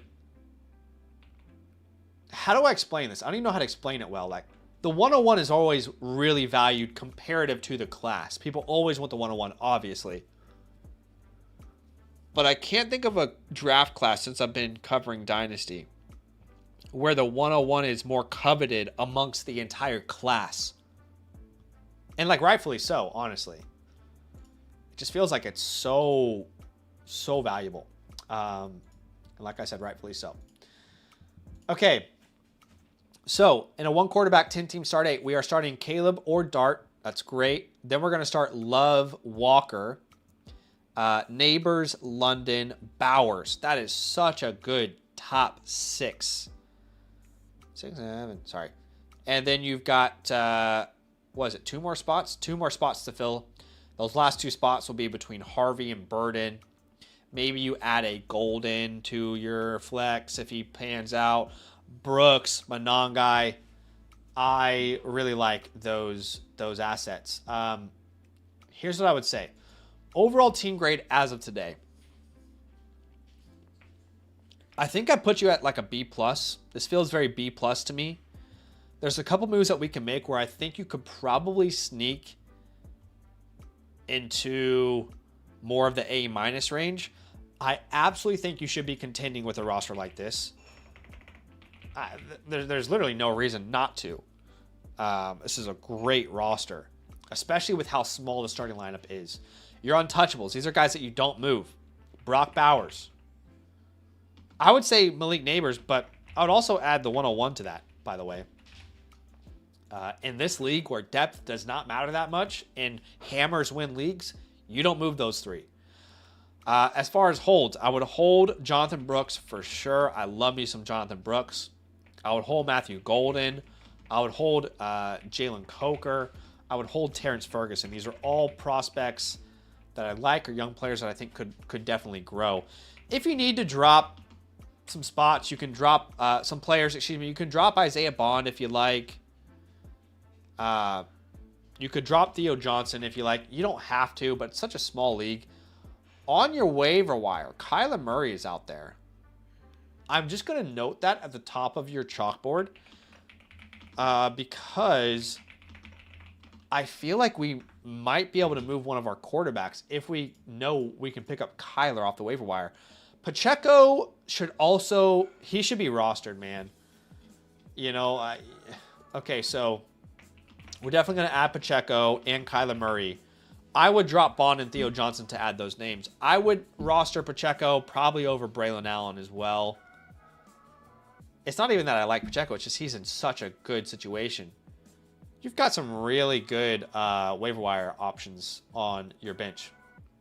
Okay, let's jump to the war room here. I think we can make plenty of impactful additions with the draft. You are a team that absolutely needs to draft Jeremiah Love. You need an absolute hammer in that running back room. And if you don't draft Jeremiah Love, the only way you do that, my friend, is if someone's going to give you Jahmyr Gibbs, if someone's going to give you Bijan Robinson, or Ashton Genty and a plus. The most realistic of that, from what I've seen, is Ashton Genty and a plus. So if you're there's just some people out there who think, you know, Jeremiah Love is a superior prospect to Genty. I'm not one of those people, and I have shopped around the 101 to Genty owners in many of my leagues. So what do I mean by that? I mean that hypothetically, if you can turn, for example, Ashton Genty, oof, this would be cool. Okay. So Ashton Genty and Bucky Irving, if you can net that from the 101 and RJ Harvey, right? I'm willing to do that because I don't care if you have a preference between the two, and I'll go ahead and upgrade at the second spot. Now, if it's not RJ Harvey, you could try. You can't upgrade at tight end, brother. But you could try going from like a Luther Burden. Maybe it's a really young team that you're trading with, and you buy low on a Justin Jefferson and just add another hammer. Shoot, I'd add the 201 probably to do something like that too. So again, that's just the idea. What I would say is, you're right that you need a little bit of depth, right? And I would try and acquire depth with your 201 and your 27 second. We'll look at your 27 picks on the chalkboard in a second. But with that late second, or with that early second, excuse me, it's a 10-team league. So that is technically the 111. Like, you'd be a great team for like a DJ Moore. You would be the perfect DJ Moore fit. Running back wise, Josh Jacobs, again, with that being the 111 essentially. I don't think you can get a Kyron Williams for these prices or a Javonte Williams, but they would be great additions too. Is there anyone that I'm missing here at running back? Kind of in that price point. Let me see. Running backs on the wall. Who is the fairest of them all?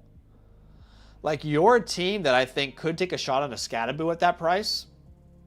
So maybe mentally take notes of some of these, like an ETN at that price for sure. But I think that's a great game plan for your rookie draft.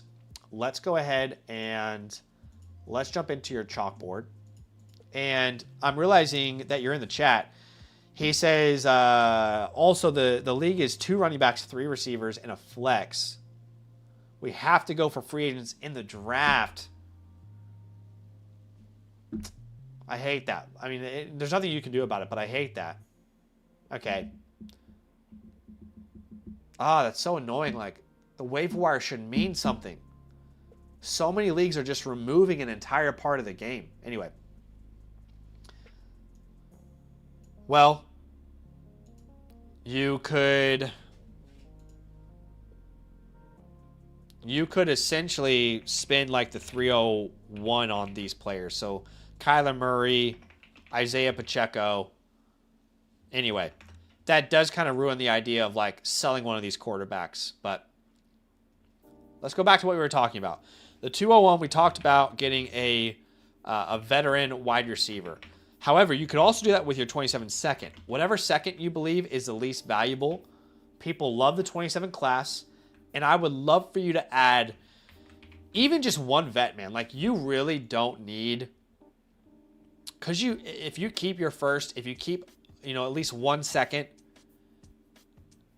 you could trade the 201, the 301. You just don't need that much depth. It's a small starting lineup. Start 8 is not that big. So you really just need like 1 or 2 vets. And I'm thinking the Davante Adams type of players, the Mike Evans type of players. At running back, Derrick Henry's not a bad addition if you can do it for a second. Swift, I'm a little bit indifferent on. At wide receiver, are there other vets that I would do this with? We talked about the 201 for DJ Moore. Maybe you do the 201 plus a 27 third and get into a little bit of a better, like an AJ Brown, a Waddle. Remember, this is a 10-team league, so that is the 111 there. That range. That's really a range that I like a lot. But even if you just did one of these moves, I would be pretty happy with the team heading into the year. Let's just say you add Davante Adams, hypothetically. And then Jalen Waddle. I don't know. One of those two. You would have a starting lineup of Caleb Williams or Dart, Jeremiah Love, Ken Walker, Neighbors, London, Bowers. But you then would be flexing Davante Adams, Jalen Waddle. You can wait for Burden to develop. You can wait for Golden to develop. Harvey, it doesn't have to be a crucial part of your flex spots. Maybe you add a Derrick Henry. 1 to 3 of those ads would be perfect for a team like yours. Find these non-sexy vets that people that will score fantasy points, but that people are not valuing. I mean, even Terry McLaurin's not the worst idea here. But got B-Fed. Let me know if you have any questions, man. If there's anything I didn't cover well enough. I want to make sure that anybody who ever gets a team review from me, a playbook from me, leaves feeling like they had the most customized possible review, that I went as deep as I could. That's what she said, or he. And ultimately, that I feel basically like I put myself in their shoes and what I would do if it was my team. He just said, look at the number 1 team, and that might explain the hesitance to jump into competing. It's a good team, man. But I think you're not valuing your players enough. I do not think you should be hesitant to compete at all. I mean, sure, he's got Drake May, but outside of that, his team is not that much better than yours. You will have as good, if not a better running back room than him after the draft. Your receiver room is maybe slightly not as good, but you have Bowers. I mean, you are a great team. I don't personally think you should not try and compete. I think you're ready to compete. I don't know what the site has you 7th as a contender. I just don't agree. I think you've got a great team. I'd put you as a top 4 to 5 contender here. He's got a good team, but it's not that much significantly better than yours. But yeah, man, let me know if you got any other questions there before I move on to the next guy, the next team here. But you will get your team playbook here within the next 3 to 4 business days. So be on the lookout for that. It'll come through the advice tab on the Flock Fantasy website, but everybody gets a playbook when they get a review from myself. Easy says, how do you post on the site? Let me know what you mean by that. If you're wanting to get a team review from me, best way to do that, you can check out the link in the pinned comment. Become an annual Mother Flocker member with the code LAND. Not only do you get the live playbook, you're on the screen, I'm reviewing your team. You also get access to landleagues.com, fast-tracked into a community dynasty league, a game plan for your rookie draft, the trade hotline, all of that, okay? If that's what you're meaning, then yes, that's the best way to do it. You can check out the link in the pinned comment. Yeah, that's the best way to get your team reviewed. Okay. Beef says, thanks for the shot of confidence on contending. Gonna scheme on some vets. Yeah. Guys, if anybody here is new by chance, you're gonna hear me very often encouraging people, go try. If I think you have a chance to make the playoffs or win your league, I am always gonna tell you to go and try and win the league. It's just I'm never gonna approach your guys' leagues and say, how do we make you the youngest team with the most draft picks? Quite frankly, I just don't care. The goal is to win championships, not donate your buy-in every year because you want to have a young team, right? When you got a shot, when you got a window, maximize that window. Okay, let's look at our next team. Next team is Wild Dog. Shout out to Wild Dog. Really cool story, by the way. He DM'd me and mentioned that he had been watching Land for a long time, really enjoyed the content I put out. And he also mentioned that he and his son play fantasy together, play Dynasty together, watch the channel, and that they're in this league together. So this will be a fun one for me personally to review, just because I think that's a really cool story. That's an awesome relationship. I think we'd all want to have that kind of relationship with our father. So shout out to you, man. Thanks for being a good dad. We need more good dads in this world. Okay, Wild Dog here. It's a Superflex Start 10. That is our middle ground lineup, which means you can start up to probably 5 receivers. You've either got 3 receivers and 2 flex, or 2 flex and 3 receivers. And you are ranked second in my rankings here. Let's have a look at the context. He says, I want to add a quarterback, especially with Mahomes' injury. My son, who is CD's nuts, wants one of my top running backs and has a quarterback I like. So here's what's awesome about this. His son and himself are running this league. Okay? They call the shots. Oh my God, look at that running back room. Holy hell. Okay, we can figure something out. Y'all are dominating this league, by the way. You guys run this league. My goodness. The apple doesn't fall far from the tree, does it? Okay. Think about the starting lineup. You are currently starting probably Mahomes, Herbert, Gibbs, Achane. Oh, wow. Amon-Ra, Higgins, Warren. Then you are flexing Genty, Taylor, Saquon. That's probably what I would do. I would flex all those running backs. But on your bench, you would have, McConkey, Thomas. This is a really good team. I'm probably not going to get into the war room for your team in particular, my friend, just because you don't have any draft picks that are really going to be impactful, that are going to make a difference in any sort of moves that we make this offseason. But Chalkboard will be much more helpful for your team. Untouchables. How much time do we have? I mean, Jahmyr Gibbs is untouchable. Ashton Genty is untouchable. We'll put those guys for now. Holds on this team. I would hold Brandon Ayuk. I want to see where he's going to play this year before selling. I would hold Jack Besh as well. If you need to drop someone, you can drop Efton Chisholm if you like. You can drop Tyquan Thornton if you like. Again, only if you want to clear space. I'm not saying that you need to move on from these guys.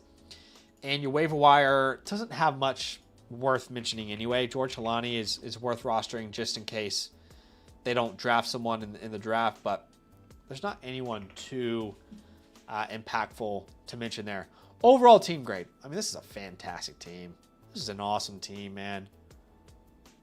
This is a fun one. I'm going to put you at an A-. This is a great team. You're absolutely a contender. And, I'd be shocked if you're not in the playoffs. You're absolutely in the playoffs. Don't have a lot of draft capital. You don't have a lot of draft capital. That is the one thing about this team. You have limited resources there, but you've already got such a good squad around your team. I don't think that's really going to matter all that much for you. Okay, so we want to acquire a quarterback. And you're saying you can use a running back to do it. I would love to... Look, if I were you, I would go cheap at quarterback, and I would rather upgrade wide receiver. We want hammers. Like, I want an Amon-Ra and a Puka. I want an Amon-Ra and a Jefferson. At minimum, like a London. I want another hammer at receiver there. It is crazy that you have the RB 2, 3, 5, and 6. 4 of my top 6 running backs on your team. But let's think about some ideas. This will be fun for you and your son to watch later. And by the way, you are absolutely a contender. Not a full rebuild, a contender. In case it wasn't obvious, you are definitely contending. Okay, so he has Caleb Williams, Dart, Hurts. I would probably be targeting Jackson Dart if we were to move a running back. And I think we could... interesting. Interesting. There's a ton of flexibility between you guys, honestly. You guys could really make a ton of moves. Here's my thing, though.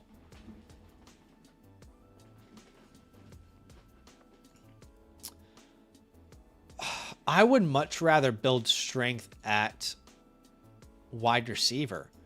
I'm just thinking about this. Like, if we were to move, Jonathan Taylor in this deal, it's not a bad deal at all, but it doesn't really improve your starting lineup because you can still only start 2 quarterbacks. And then you'd be starting, to start the year at least, Dart, Herbert, Gibbs, Genty, Amon-Ra, Higgins, Warren, and you'd be flexing Achane, Saquon, and then your last flex now would be a Ladd or a Brian. So I don't know that this actually benefits you all that much doing a move like this. I would much rather use Jonathan Taylor, and I'm happy just to get Malik Willis back as a quarterback 3 from your son, just as kind of like a throw-in in this deal. But we'll send him Taylor. We want to get back Neighbors. How can I do that? Can I send him Ladd, Jonathan Taylor, and Ladd McConkey for Malik Willis? And, well, could you get JSN in a deal like that? Oh, that would be awesome. That might not be possible. That would be my first suggestion. Now, I don't think your son's going to want to part with JSN, and that's fair enough. Could we do this for Neighbors, though? That's probably more realistic. Because there's a huge gap between McConkey and Willis's ADP. That might be your guys' sweet spot. For him, he gets to add Jonathan Taylor to this team. He has plenty of receiver depth already. I don't really want to do a deal like this for Lamb,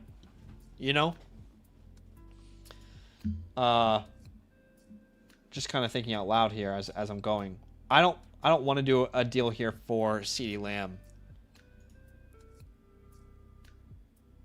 But look, if you want to add a quarterback and you want it to be better than Malik Willis, we can talk about what that might look like. So, I mean, it would really be like a Jonathan Taylor for a Jackson Dart type of deal, kind of like a straight swap. They are relatively equivalent in value. And Taylor, by the way, is the only running back I really want to move is Taylor and Saquon. If I were you, I really would not be moving Gibbs, Genty, and Achane. That is your superpower, and that is what allows you to really go head-to-head with your son. And if I was reviewing your son's team, I would give him my angle about his team and how he has a benefit over you. But I'm reviewing your team for now.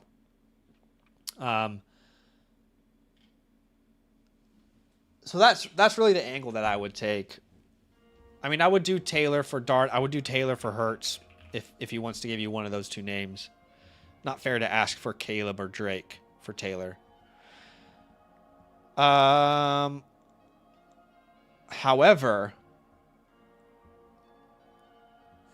I'm just thinking about how we could upgrade here. Yeah. Let's look at a different team. Let's look at a different team that is running back needy, that has a superstar wide receiver. Okay, this is a perfect guy. Limping team number 4. He's got Chase and Puka. I would love to get a Jamar Chase or a Puka Nacua on your team. So can we send them Johnny Taylor? I would even do something like Johnny Taylor, Lad. Same idea here. This isn't being anti-Lad. I mean, look, I would obviously rather use Brian Thomas, so maybe we could try Brian Thomas here. Okay. And we want, what do we say? Puka Nacua. Maybe Puka Nacua maybe it's the perfect time to go buy him, by the way. Puka Nacua, and we would ask back for, what do you guys think? Something simple like a Dobbins. Maybe you ask this guy back for a Bryce Young or something. Could you get Etienne? I don't think so, but. And maybe you send him a 27-second on top.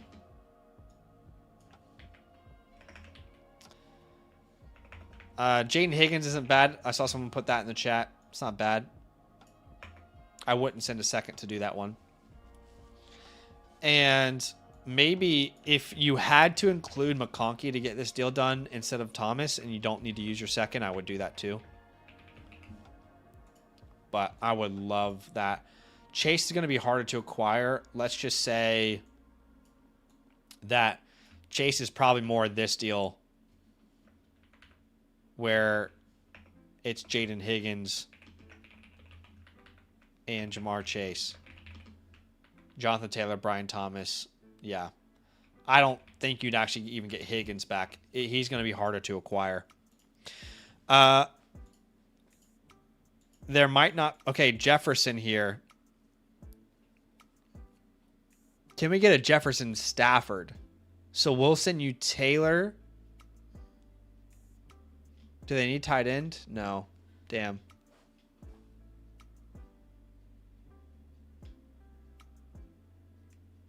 Damn, I really want Jefferson Stafford from this guy. Justin Jefferson plus Matthew Stafford. There's your cover for Mahomes.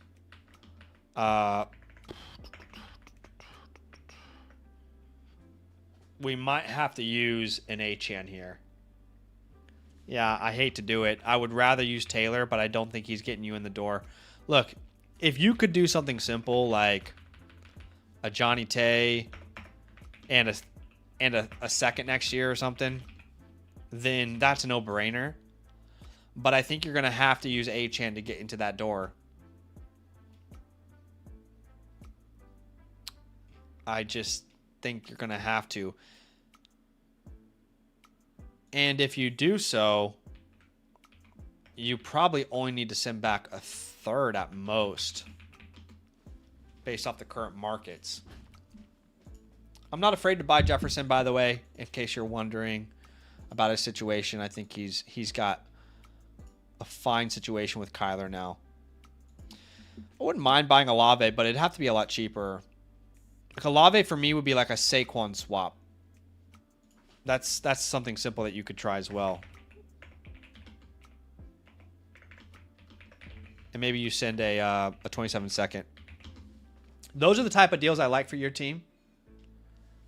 But if you are really worried about quarterback 2, then the other option is to send,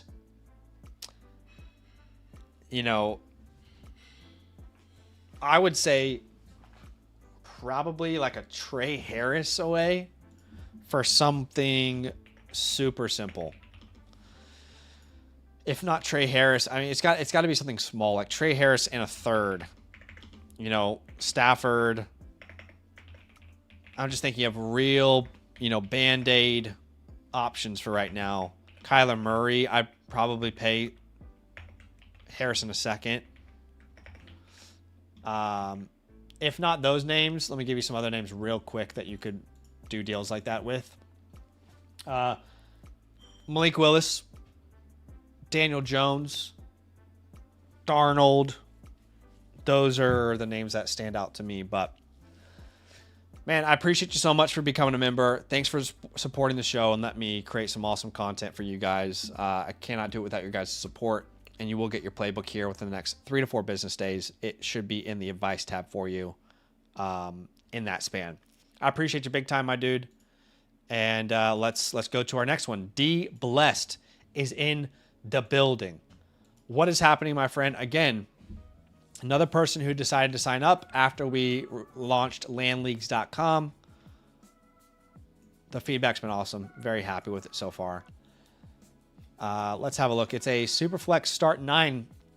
So it's a smaller starting lineup there in Superflex. Right? Only 2 flex, 2 receivers. So we got to keep that in mind as we're reading the team. The team name is Assassin's Audible. And you are ranked currently 6th out of 12. So you're right there in the butt crack of the team, right in the middle. Doesn't mean that you're ass. I'm just saying you are the crack of the team. You guys know what I mean. Okay. He says, what's up, Zach? This league is going on its second year. Didn't really like this team. I drafted in the startup, so I decided to trade a lot mid-season last year. Also, can you give it to me straight? I don't mind harsh criticism. Perfect. We're going to make a good team then, D Blessed, because sometimes I get feedback from people that I am. Just when I finish the review, sometimes people will message me and say, this was kind of mean. I'm like, sorry. I wasn't trying to be mean, I promise. I was just trying to be helpful. So point is, you're not going to have any troubles there for me. Okay. Assassin's Audible. Let's start off here by saying, holy hell, dude. Oh my gosh. Bro, what in the world happened where you own the entire 2026 draft? And why did we do that? Of any draft to own entirely, I'll say this. Of all the reviews I've done this entire offseason, I have never seen someone own this many draft picks in one class. 1, 2, 3, 4, 5, 6, 7, 8, 9, 10, 11, 12, 13, 14, 15, 16. You have 16 picks in 2026. You have more than half of the first round. My gosh. Brother in Christ. I mean, I will say, to be fair, I was making content this time last year saying, don't stock up on the 26 picks. But here we are. There's not much you can do about it. The good news is you have the 101. Okay? So that is the good news. The 101 is your only untouchable asset. There's not another untouchable asset. I'd like to hold Marvin Harrison at this point. He's not worth selling. I'd rather just see what he could become. I'd like to hold Jonathan Brooks for sure. He's a good hold on this team. Trey Harris, Mason Taylor. Easy drops. Unfortunately, my friend, you can absolutely drop kick into the sun Ben Sinnott off this roster. He's gone. I also don't think Wicks needs to be rostered unless you just want to keep him on your team. Malik Willis should absolutely be rostered. 100%. I mean, he should be on your team. And it's a tight end premium, so I would also say David Njoku. Even if you don't want to win games with these guys, then you need to find a way to sell them. You know what I mean? Like, you need to find a way to sell them after the stream. Or sorry, after the after the offseason. Okay. D Bless says, just so you know, it's waiver wires closed until after the rookie draft. Can you clarify though? Do you have to draft rookies? Do you have to draft waiver wire guys in your rookie draft, or do you have a waiver wire after the rookie draft? What's up? Let's go. Welcome back in, my friend. That's a nasty core, JCM. Yeah, clarify that for me. Okay. You said it was okay for me to be harsh and honest. And you're going to get plenty of harsh and honest. Okay.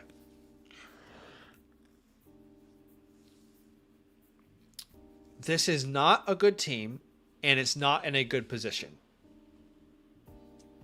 I think I would give you... What's the starting lineup here? It's start 9. Thank God. Thank God this isn't a start 10 or 11.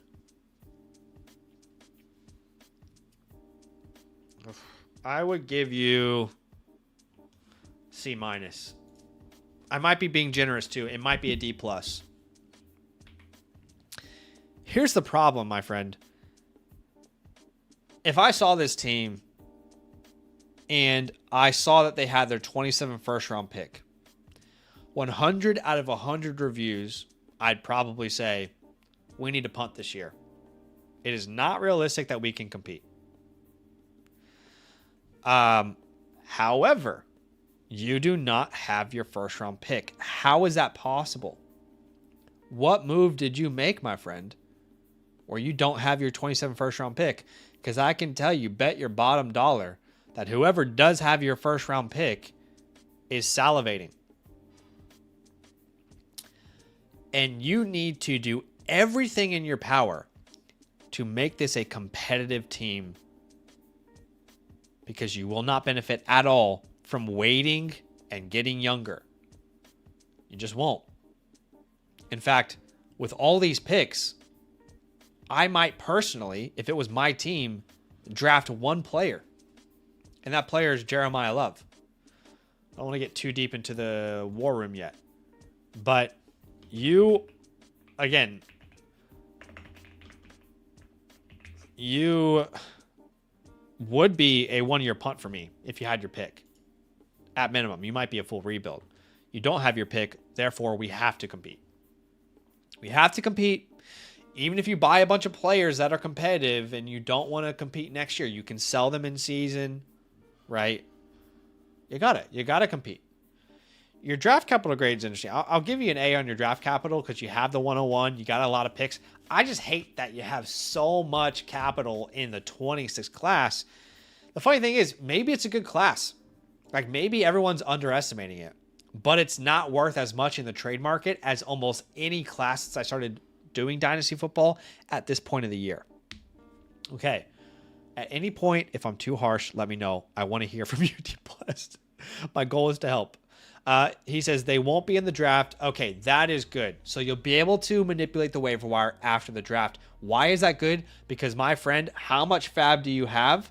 Because however much fab you have, you are dropping on Malik Willis. I'm telling you. Okay?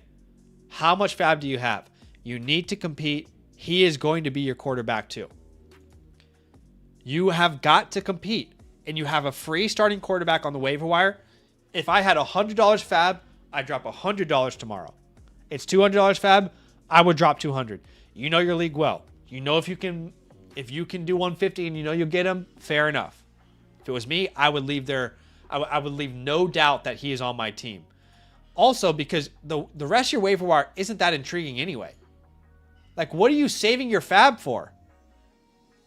I'm not yelling at you like as if you're not agreeing to what I'm saying. I'm just asking, you know, I'm like, David Njoku is interesting. Like, I drop 10 to 25, 30 on Njoku in your format, but not if it meant I sacrificed because someone else got Malik Willis for $200. So Malik Willis has to be on this team. Has to. What I'm trying to figure out is how the hell I put all your picks into the war room. Oh my gosh. Okay, how am I going to do this? You have 16 picks. I've never imported that many picks into the war room. Okay, let me figure out a way. I can do this. 201 to the 212. Let's say. All right, I'm going to consolidate a little bit here.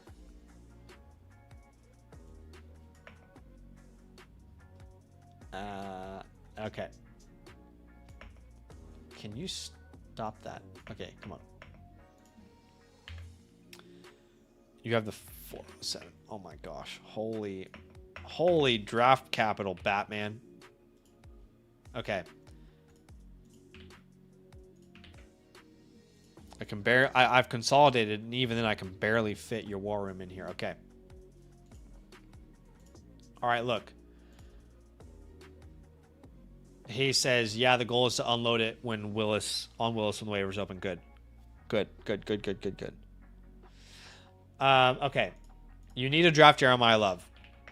The only way you don't draft Jeremiah Love is if you get Jahmyr Gibbs, Bijan Robinson. We talked about this with the previous team. Or Genty and a plus. Okay. Look, dude, I gotta be honest with you, I might be willing to trade every one of these picks, though. It's kind of funny, looking at it right now. Let's just say you add Jeremiah Love to this roster and you have Malik Willis.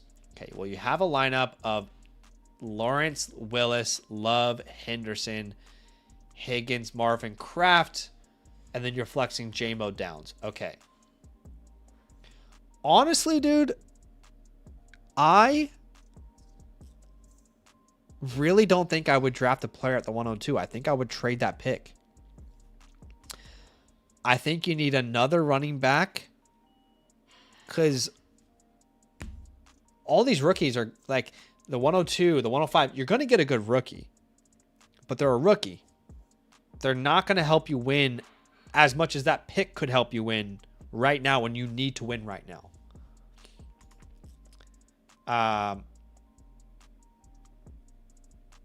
I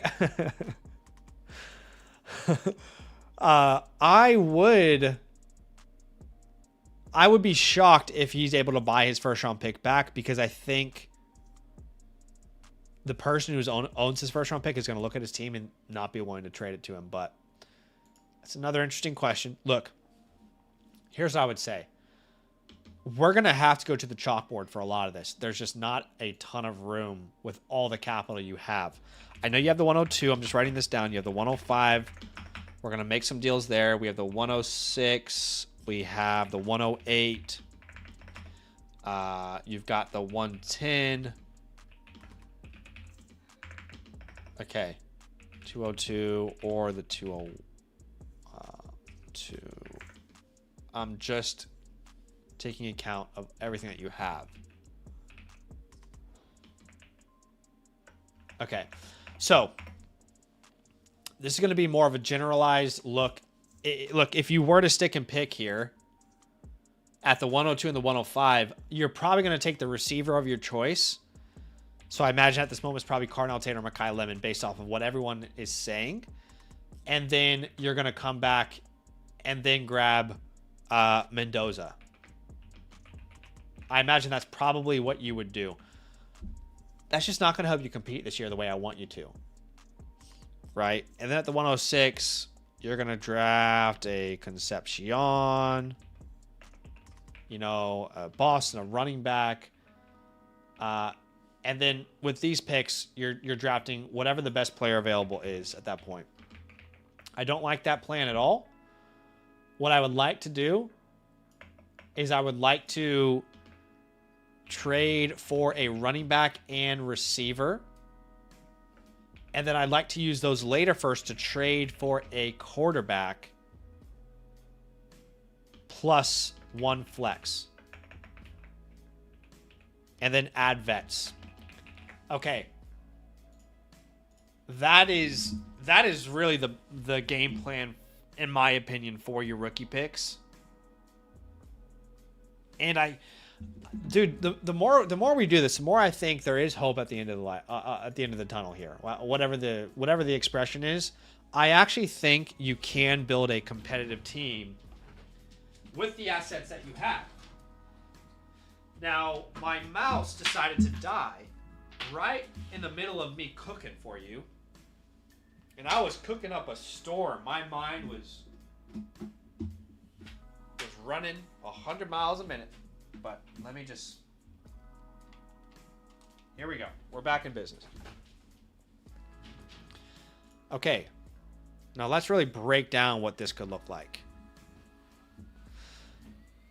So, like we said, if you are to trade the 101, then you absolutely need to grab either a Jahmyr Gibbs or a Bijan Robinson. That's probably not going to happen, right? The other option, which is realistic, and I'm seeing it in many leagues, if you're hearing this and you're saying, that's not happening in my league, that's not happening in any league. I mean, it's not happening in the leagues that you're in, but I'm seeing it happen in some leagues, okay? If you can get a plus on the 101 for Genty, I am not at all opposed to it. Okay, if that can improve your odds of winning this year, if we can find a way to add Javonte Williams to our team, we're doing it. Okay, so what would that look like? That would be Ashton Genty and Javonte Williams, and we are sending back the 101 plus, let's say, the 201 or the 112.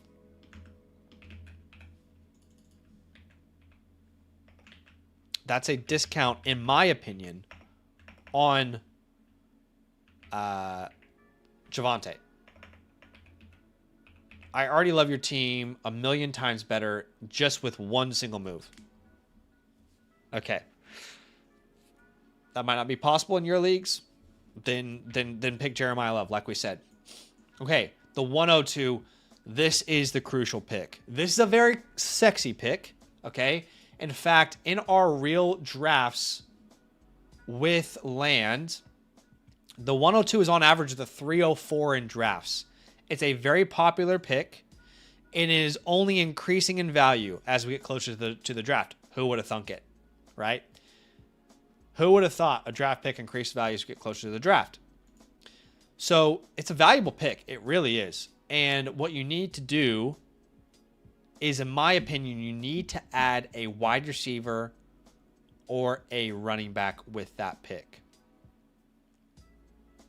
I'm not opposed to quarterback either, but I would rather use your later picks for quarterback. So, James Cook.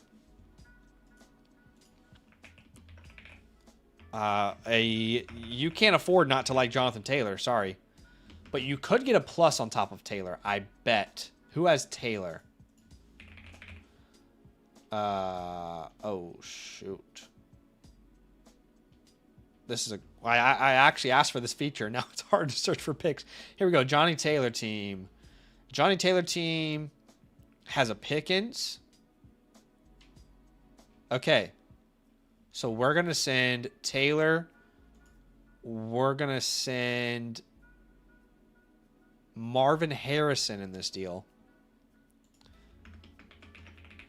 And we're going to get Taylor and Pickens. Better not let me into the kitchen because I am cooking right now and I'm not cleaning up after myself. Okay? I'm just not. Okay. Let's keep looking. If it's not a running back, those are really the only running backs I want, my friend. But, like, I don't think you get to Hampton range.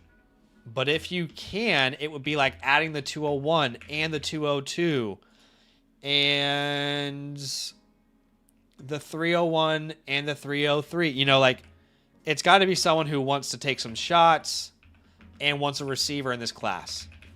So, like, I actually like this deal better than the Cook and Taylor deal, but it is the least realistic. Okay, so if you can't get running back, you want to grab a receiver here. And I think you'd probably be looking at... I think George Pickens and Chris Olave.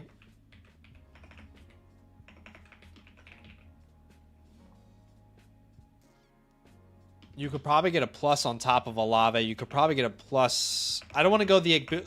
See, like, even Igbuka, I want to win right now. I'm not going to go get the Igbukas of the worlds Even Tetro McMillan, like you could buy him for sure. I don't think London's possible here, but what's Olave's team look like? Okay, Olave's team has Drake London as well. They have Trey McBride. Can we do a McBride and a Warren swap? And then we could also send them our 201. You know, that type of idea. Again, coming back to Olave, they have London. Can we send them Marvin in this deal or Higgins in this deal? Or Marvin.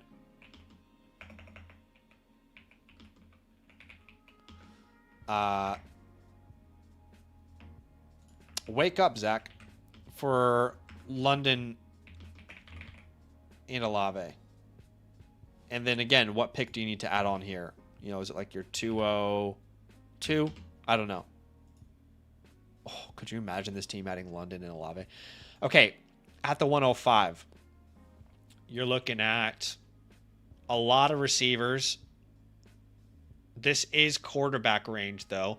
But if you were to go receiver, you know, you're at the Igbukas. I'm just going to list them out for you. Nico Collins. I'm only using players that can help you win right now. Garrett Wilson. Okay. If you were to go running back, it's a weird place for running back, I'll be honest. I don't think you can get Ken Walker, but that's where I would start. I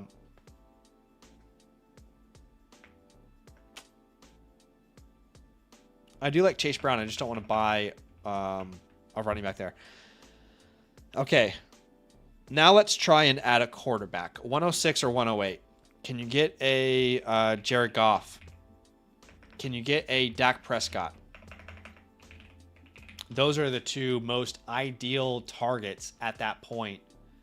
If not, can you get a Baker Mayfield?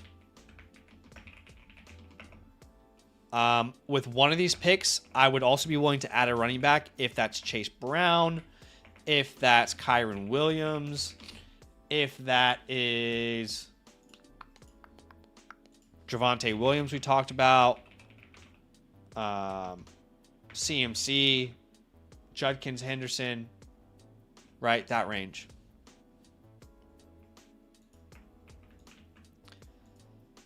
Now, at the 110 or the 112, you've already got a good tight end with Kraft. Yeah. Okay, let's just hypothetically live in this world. So you use the 102, and you end up grabbing, let's just say it's James Cook for now. Who knows? It could be anything. Okay? The 102 is James Cook.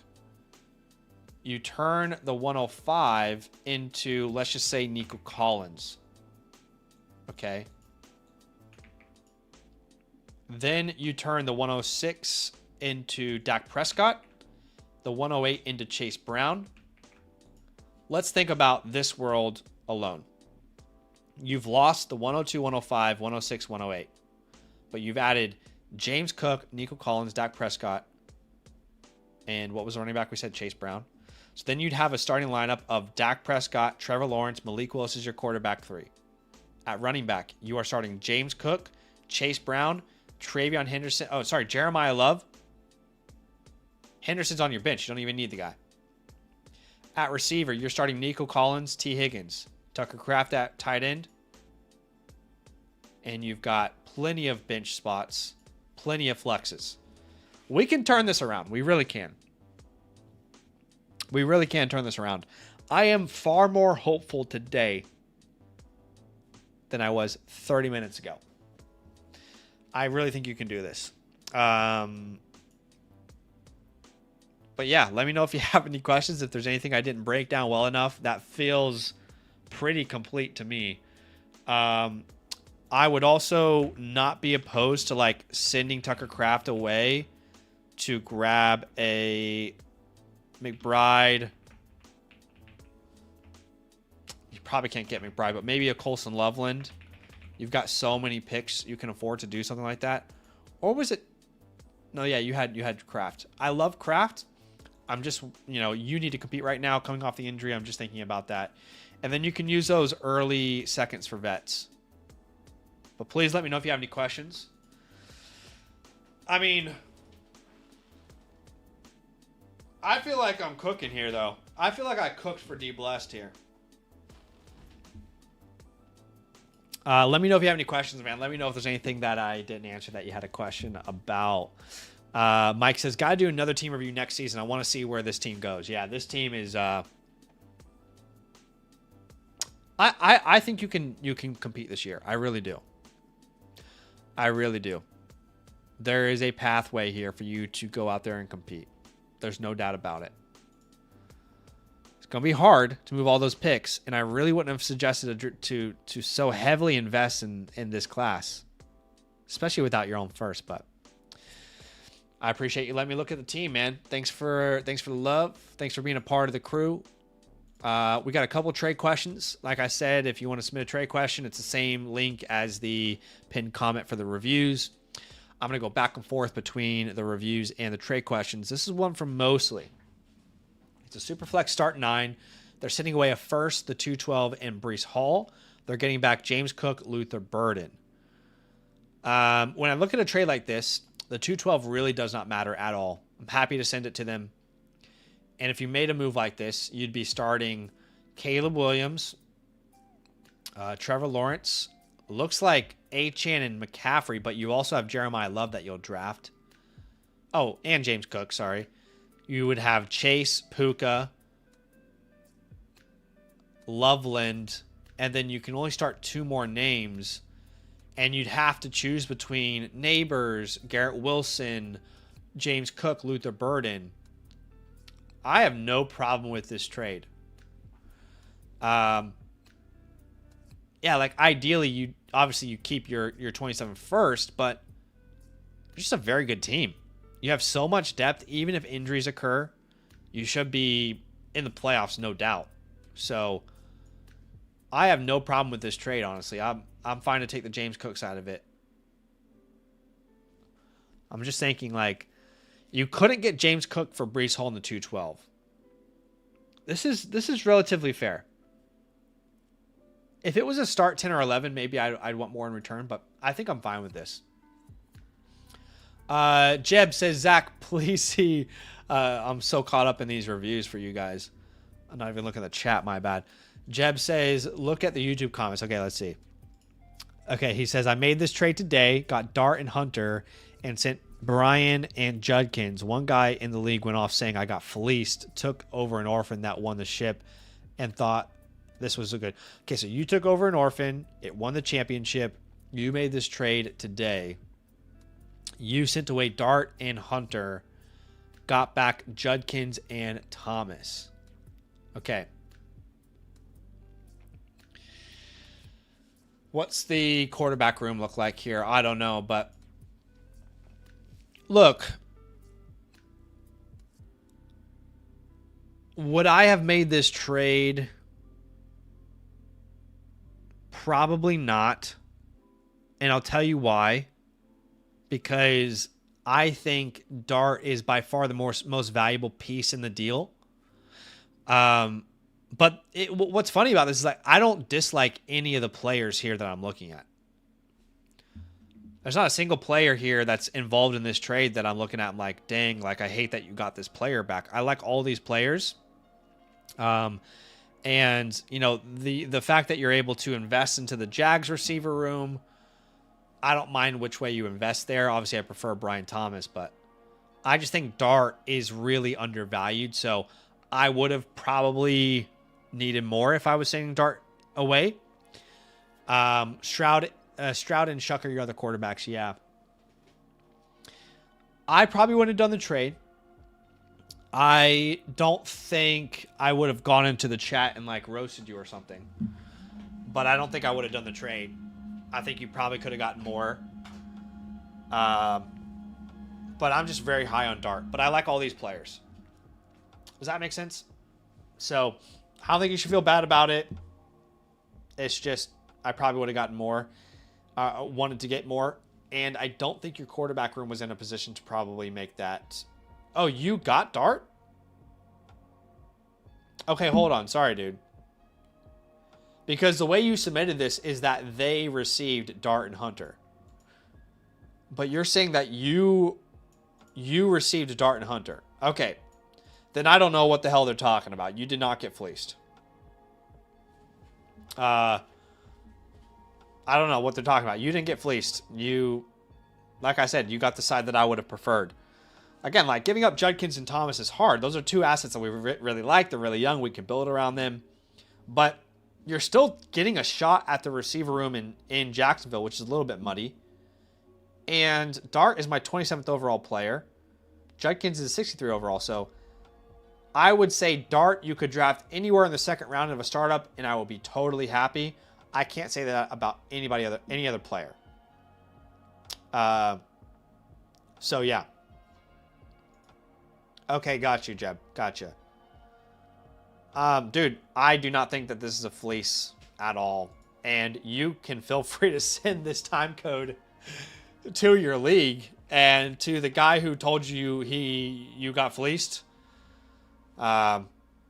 Sorry, buddy. Sorry you didn't get to trade. Sorry you were in the cook chair. I think that's maybe why he's upset. Because you didn't get fleeced. It's a fine trade. I prefer your side. Okay, this could be our last review of the night. It's very, very easy to get your team reviewed here with land. Best way is by becoming an annual Mother Flocker member. Shout out to Kate, man. What do you guys think about the graphics lately with the content? I think they've been just absolutely fucking fire. Fuego. She's killing it. Love her work. She just gave us a little updated graphic here, but yeah, being an annual Mother Flocker member, it's never been better.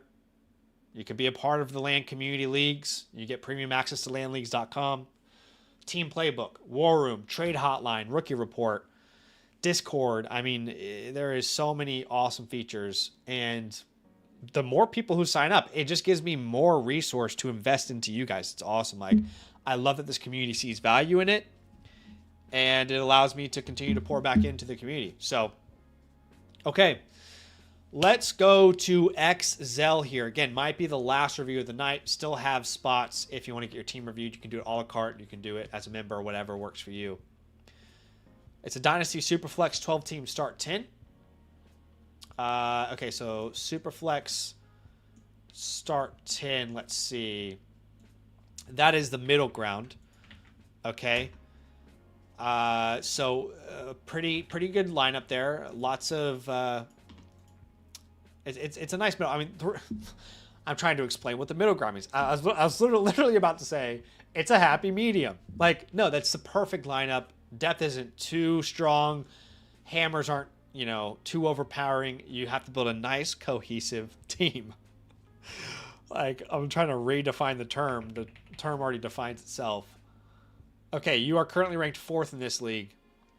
The Flock site has you at 9th for quarterbacks, 10th for running backs, 3rd for receivers, and 2nd on tight ends.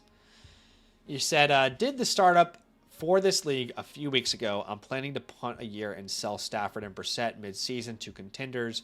I've also been trying to tier up from Pearsall by packaging a 2nd, 3rd with him, but no one has been biting. Yeah, Pearsall is not a guy that you can really use effectively right now in the market. He's going to have to recover some of his value in season. But I think he's a good player. I really do. I just think he needs to stay healthy. So don't lose hope. No, it looks grim right now, but I actually think he's a really good complement to Mike Evans as well.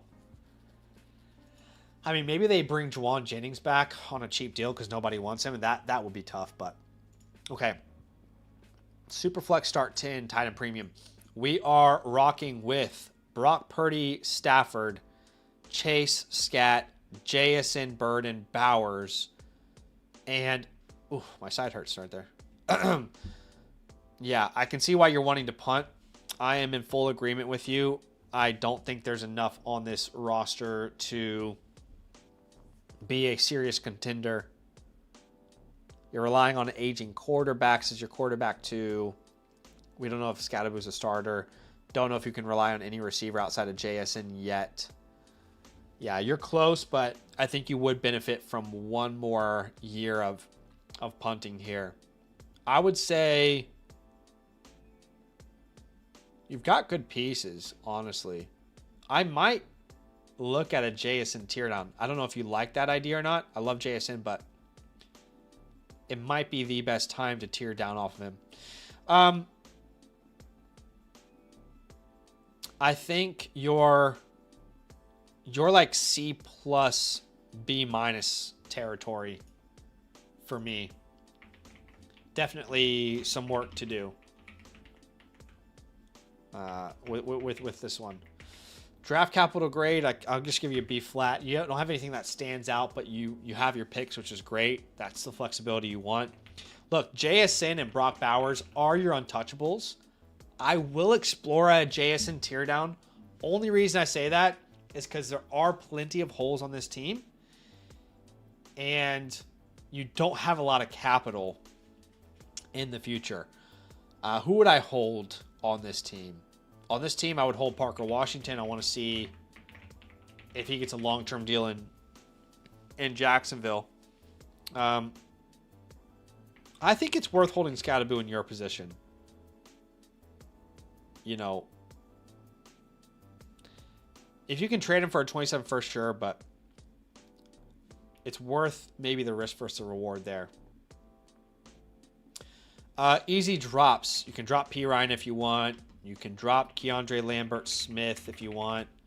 You can drop Tommy Tremble. You can drop a lot of names here, honestly, man. I don't even know if Demario Douglas is worth rostering anymore. Taj Brooks. There's plenty of guys that you could probably move off of at this point. Is your waiver wire interesting at all, though? You really have no one on the waiver wire that's piquing my interest.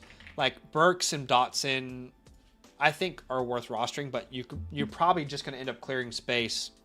You're probably just going to end up clearing space for these rookie picks. Sorry, my brain lagged out for a second.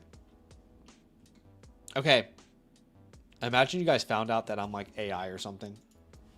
Like, why is he so slow today? No, I'm just tired. Oh wait, his system is rebooting. Okay, let's jump into the war room. 105 is a great pick for you, right where you want to be. It's either one of the big three receivers or Fernando Mendoza. That is the game plan there for sure. These picks, though, beyond this, it's really too early for me to tell you who the right player is to draft. So, best player available, but you have access to my rookie report. You have access to my rankings. You'll know exactly what player I would draft if I was in your position. Would I trade this pick? No, I don't think I would. I think you take the lotto here. It's a good pick at the 105. I don't want to re-roll it, and I don't want to tear down. So, this is weird. I don't think I'd trade the pick. I don't really ever say that. But, yeah, I don't think I would. If you can turn the 208 into a 2027 second, then there's no harm in that. And that's pretty much the same thing across the board here all the way down. Like, they're not going to trade these picks for anything crazy. You can take some lotto shots. But, of course, if you can replace the picks with 27 picks or 28 picks and kind of re-roll it, then that is clearly something that I'd be willing to do. A little bit more straightforward with your team, but I think we're so on the same page that obviously, you know, we are going to, punt this year, if you will. Okay, let's jump to the chalkboard because I do think that there are in-season sells here and off-season sells here. In season, that's your running backs, okay? That's when you sell Chase Brown. That's when you sell Cam Scatterboo. Look, if you can sell them for a 27 first or a 28 first, then it's probably worth you getting off of it. But outside of that, I think you hold. Stafford, you already mentioned. Jacoby Brissett.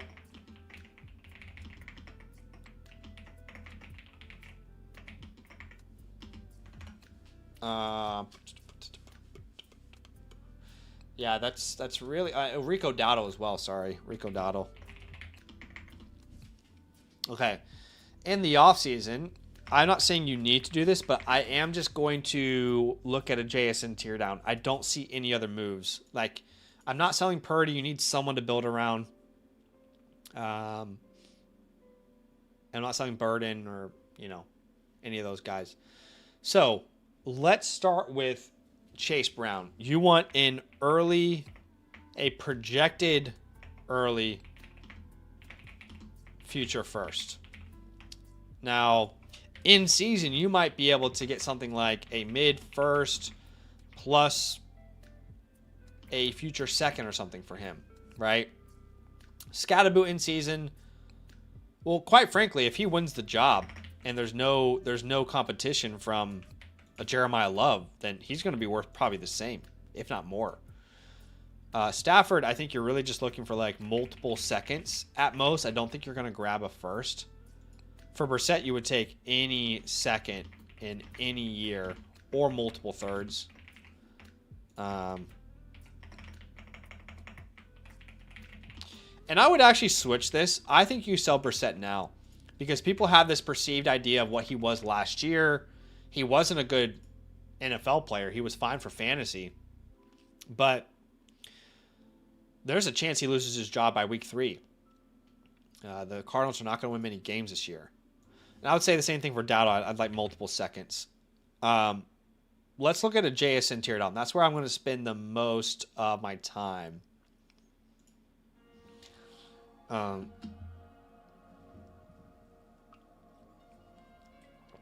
Look, I just think you have an opportunity here with JSN, who is currently my wide receiver 1. You have an opportunity here to get a big haul back. And you need pillars. So there's a certain level I will not go to tear down off of JSN. So for example, a Malik Neighbors. What could we get on top of Neighbors for JSN? Can we get a 27 first? And can we send back Cam Scatterboot? I don't even know if I love that, though.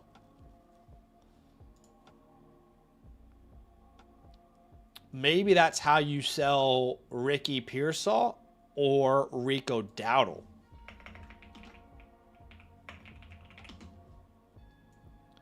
You know what I'm saying?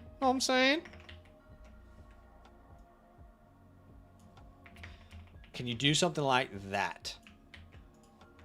I like that. That gives you more ammo next year, but it's not perfect. It's maybe too high on the quote-unquote tear down. I don't want to buy a lot. I don't want to buy Lamb. McMillan would be actually perfect, but I would need like McMillan and 2 firsts.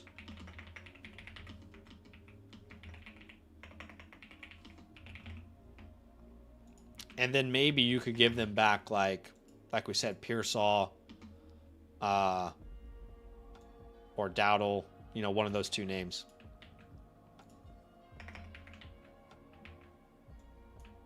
Okay.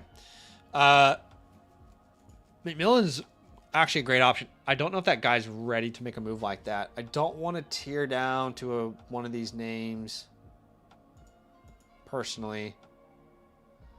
Egbuka would be awesome. Egbuka would be perfect. I just don't love what this guy has to offer me in return.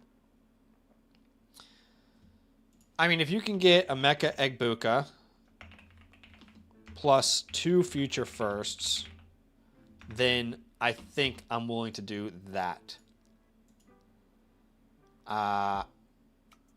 I would do this. You already have Luther Burden. Drake London's perfect. Drake London plus a 27 first. I would take. Again, just giving you a couple more tools in your toolbox there. Look, like, who knows? Is the Puka guy freaking out about Puka Nakua? You need to worry about what Puka Nakua is doing in 2026, man. So, can you get a first from Puka Nakua and send back a, you know, what did you have this year? You have the 208 and the 305. Like, is someone panicking? It's worth checking in. You don't want to disrespect them, obviously, but already on the stream, people. Oh shit! I just hit review done. We're almost done. Anyway. Is there any other name? No, I don't think so. No. No other name I'd be willing to move down to. That makes sense. But I appreciate you big time, my dude. Thanks for letting me look at the team. It's a team that's in a tough spot. I'm not going to lie to you. I'm going to keep it 100. It's a tough spot. But I think you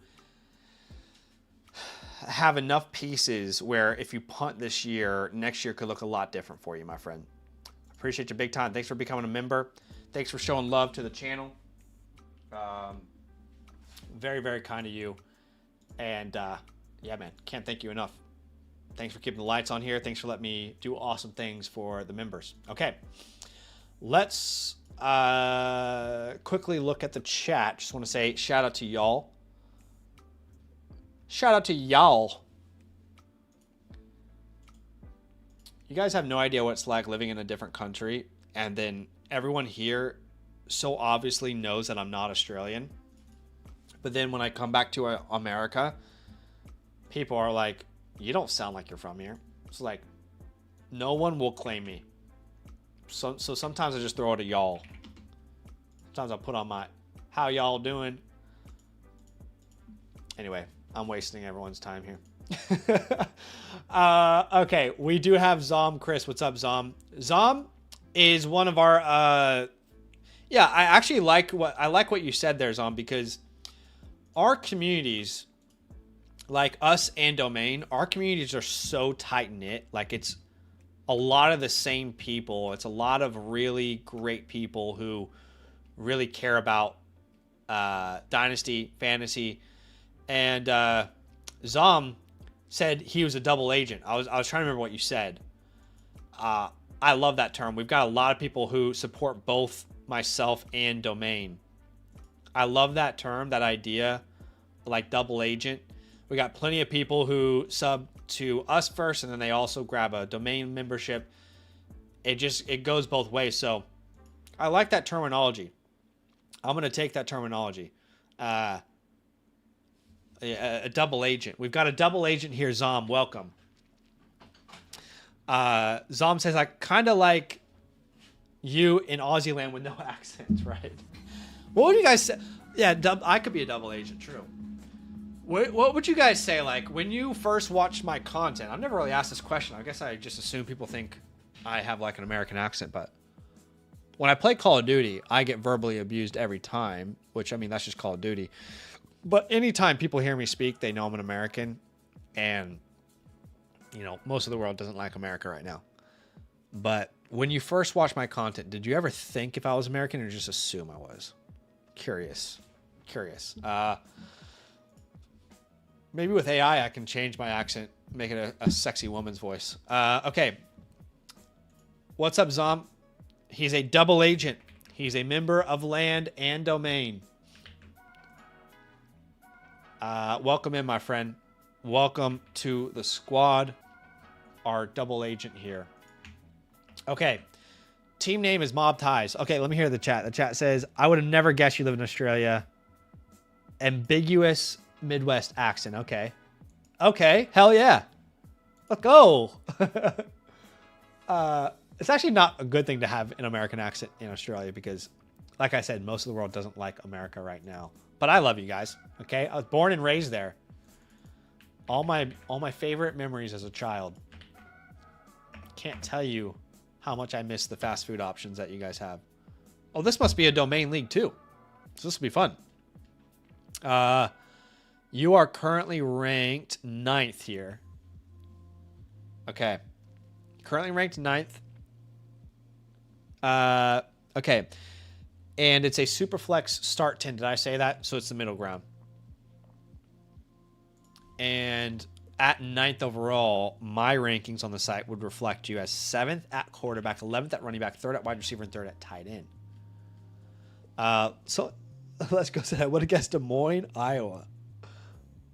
I am originally born and raised in the DMV, Virginia, which is where my Washington fandom comes from, where my Virginia Cavalier fandom comes from. And then when I was 11, really still a kid, we moved to the Midwest in Kansas City. And that's where like the Chiefs, supporting the Chiefs comes from. And also Oklahoma City, because that's when I started to get into the NBA, and Oklahoma City had first come to, or the Thunder had first come to Oklahoma City around that time, and went to games there. So, people say my fandom is like a map, but it makes sense when you follow my life. Anyway. Okay. Zom is here. He says, thanks for all you do.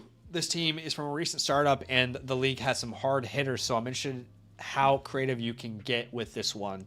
Avery and Nathan have no clue if you find trades with them. Good luck. Okay. And everyone else is sharp. No trades have gone down yet. Let's be the first. I will say it is hardest to pop the cherry first. We will try. I'll try and pop Avery's. Okay? I'll try and pop Nathan's. But I can't promise, because it is always the hardest to get it going, get the momentum going with these leagues. So Sam says, makes a lot more sense. When I started watching, I was confused. Yeah. Well, also, I like hats.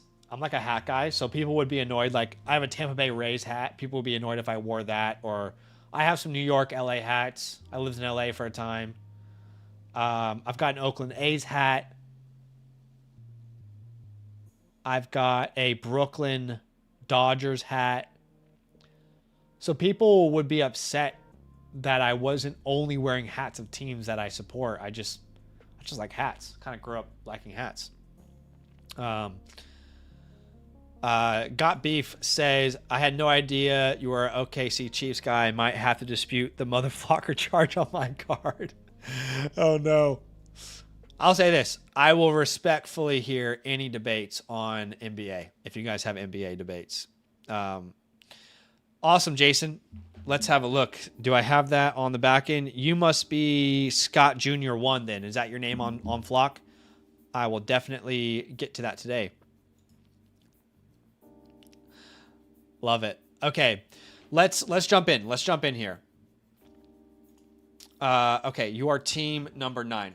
That doesn't mean much coming off of a startup, though. You probably know that by now. You've probably heard me say that a couple times to people, but like your ranking coming off a startup is like, if everyone knows what they're doing in a startup, 12-1 is not going to be, very far off. So yeah, don't take that ranking too seriously at this point. Just setting up your war room there. But so I wonder how far away the startup was for you. Like, are we like a month out, a week out? Okay, so Hurts, Murray, not a bad 1-2 there. Scat, Henry, that running back room is risky, high risk. Love the receiver room. Neighbors, London, Warren. Then you are flexing Rice. Is this a start 10? I think it was, right? Yeah.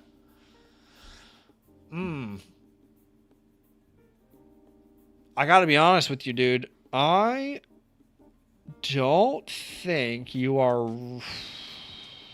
It's so tough because coming off a startup, everybody's teams are going to look difficult. I mean, this is Avery's team. And, I mean, it's a little bit of a nightmare on its own. He went really heavy with the quarterbacks. This is how you know that it was a good startup. I mean, honestly, Racing Boy probably... He used his future picks, I was going to say. This is how you know it was a good startup. When everybody has clear weaknesses across the board. Like with their teams. Okay. Man.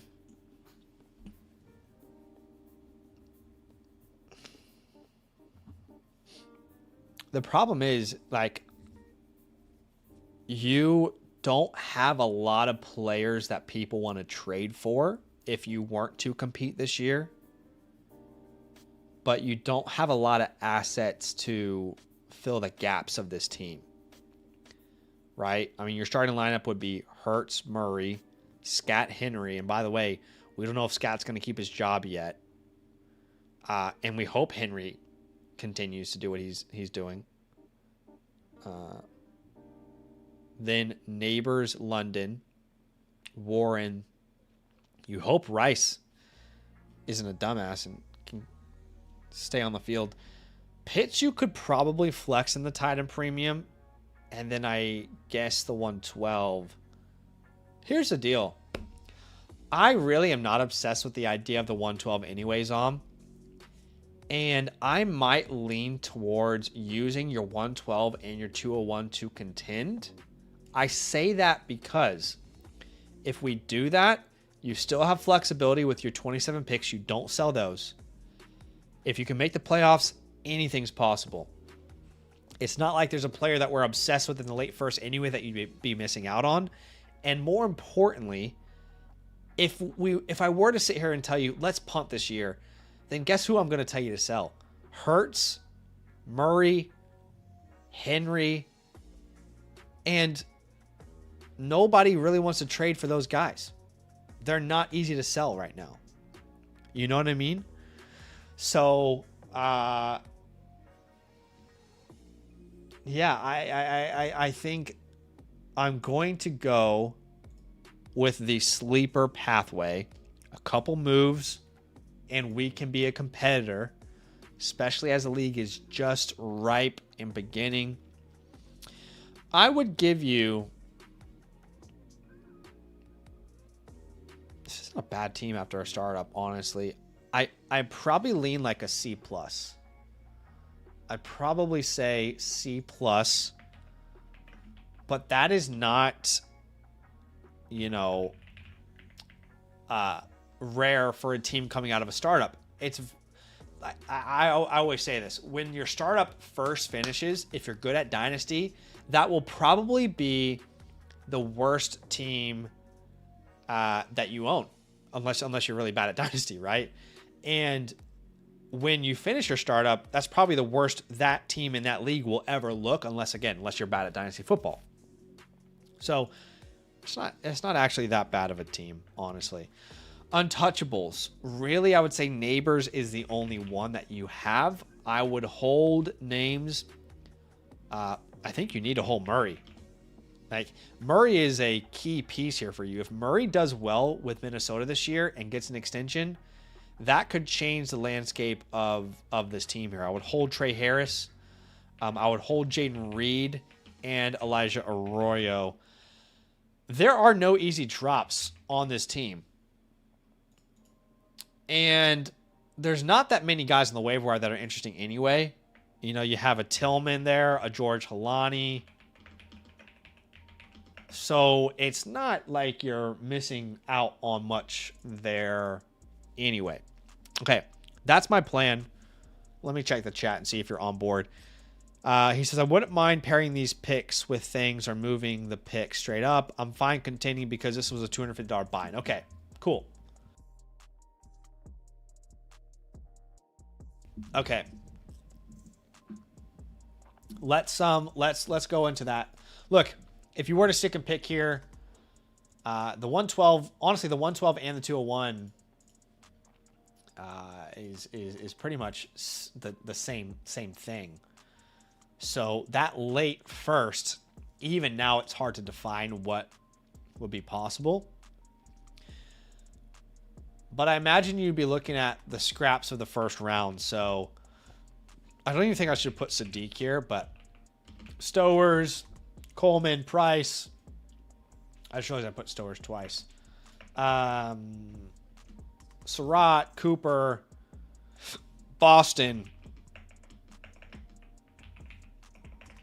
Let's say maybe even Ty Simpson. That's kind of that range there, and that goes for the 201 as well. These late picks, I don't know. I can't tell you right now. Let's go best player available. Now, this is where I think we try and contend. We want to send that 112. And I think you need to bank on your quarterback staying healthy and being reliable. So because you really need to help running back and receivers right now. So we want a vet running back or wide receiver. And again, I would say this is also the 201 because it's really the same range. It's like when they package things with the .99 on it.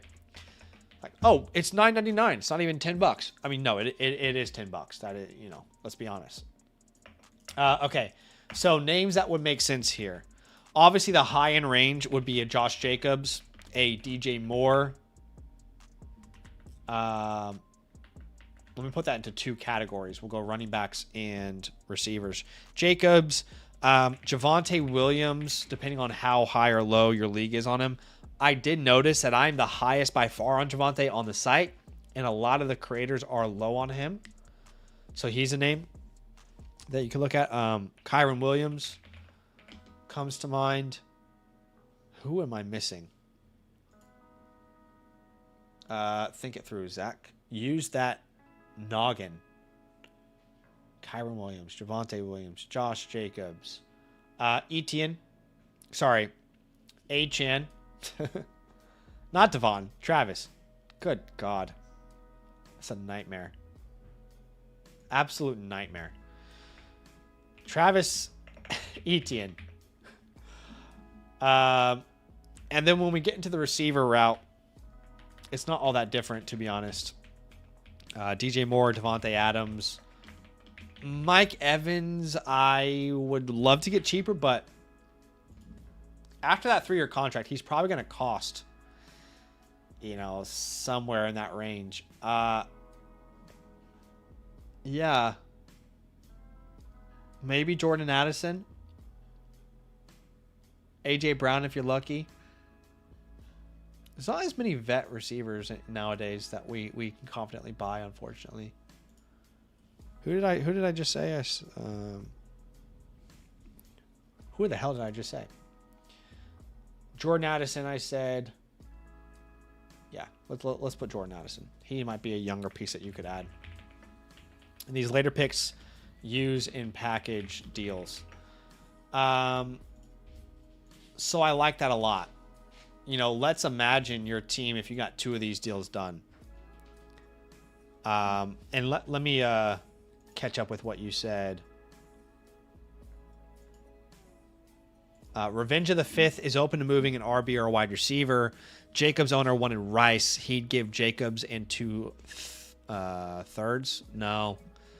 That doesn't accomplish our goal, though. Our goal is to give you more flexes, right? Right now you have Hurts, Murray.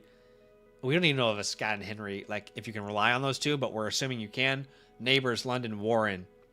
And then you're flexing Rice. You still have 2 unaccounted flex spots. So the goal is not a 1-for-1 player. That doesn't help us. We need to cash in draft capital. Otherwise, we're not really going to be able to accomplish that goal, I don't think.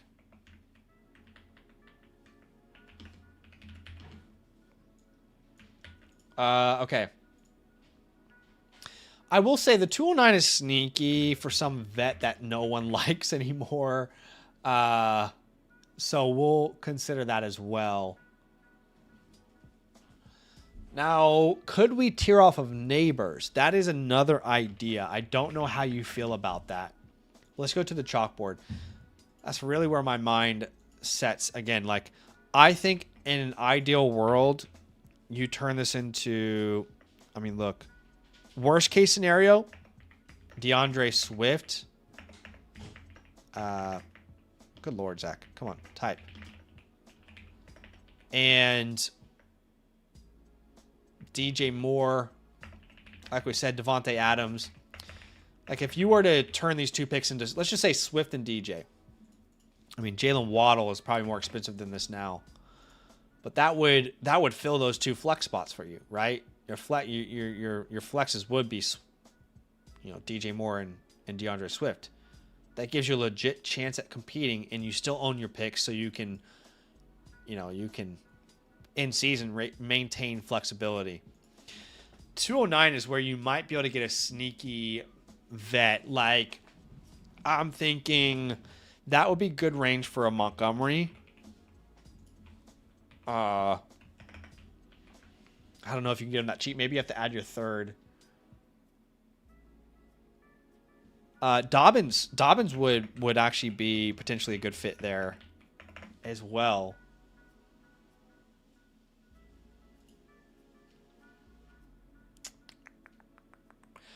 I think I would pay that for Rico, actually.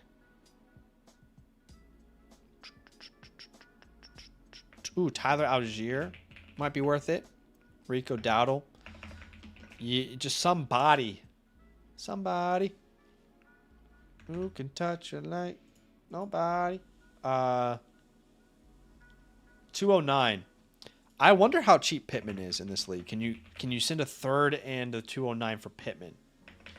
Can you get Wan'Dale Robinson at these prices? Can you get I mean, shoot, you might be able to take a shot on Johnston as a flex. He was a flex last year. Parker Washington might be a little pricey for Parker. Godwin is great. Godwin's a great option for you. I like those options a lot. Not putting my order not putting them down in the order of my favorites. I would say my favorites would be more like this.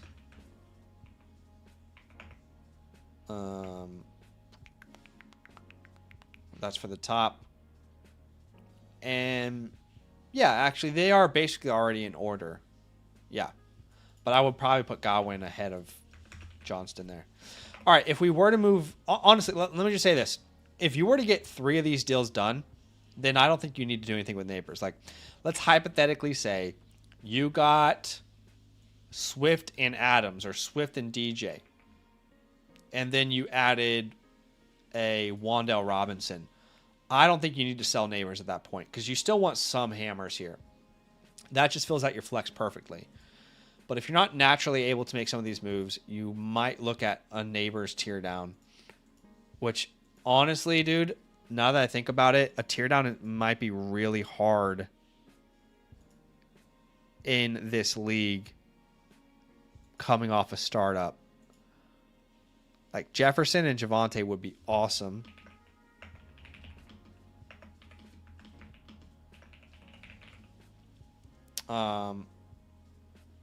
But again, like, how do we even meet the value there? Because the 2 for 2 doesn't really work for us. The guy does need a tight end. You have Kyle Pitts. Again, Kyle Pitts could be a flexible name. I'm actually not sure a tear down is going to make sense for us.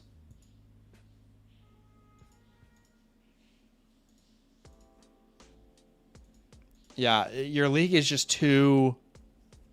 Your league is too young for teardowns to really make sense for either side. Maybe the guy who has Lamb wants to get off of him. Could you do a Lamb Waddle? That is something that would make sense. Neighbors, even after his injury, is one of the most sought after receivers in Dynasty. Lamb and Etienne. Oh, that is him. Well, neither of us really are neither of us live by the trade calculator. So I'll just be honest with you before I even look at this. But let's see if his rankings would have any indication of if this is possible. Who did he have again? He had Lamb. Okay, I really doubt he's going to be willing to do this then. Oh, well, his calculator says it's a fair trade. Again, like, we don't live by these calculators, to be honest. Not that it's bad. It's just it doesn't account for the situation where everyone's coming off of a startup, for example. But Garrett Wilson, Josh Jacobs, even that I'm not obsessed with. Yeah. That might be the only tear down that really makes sense. But hit me, Zom. What you got? That's probably where I would go with it. I want to make sure that you're happy. And let me know if you got any questions there.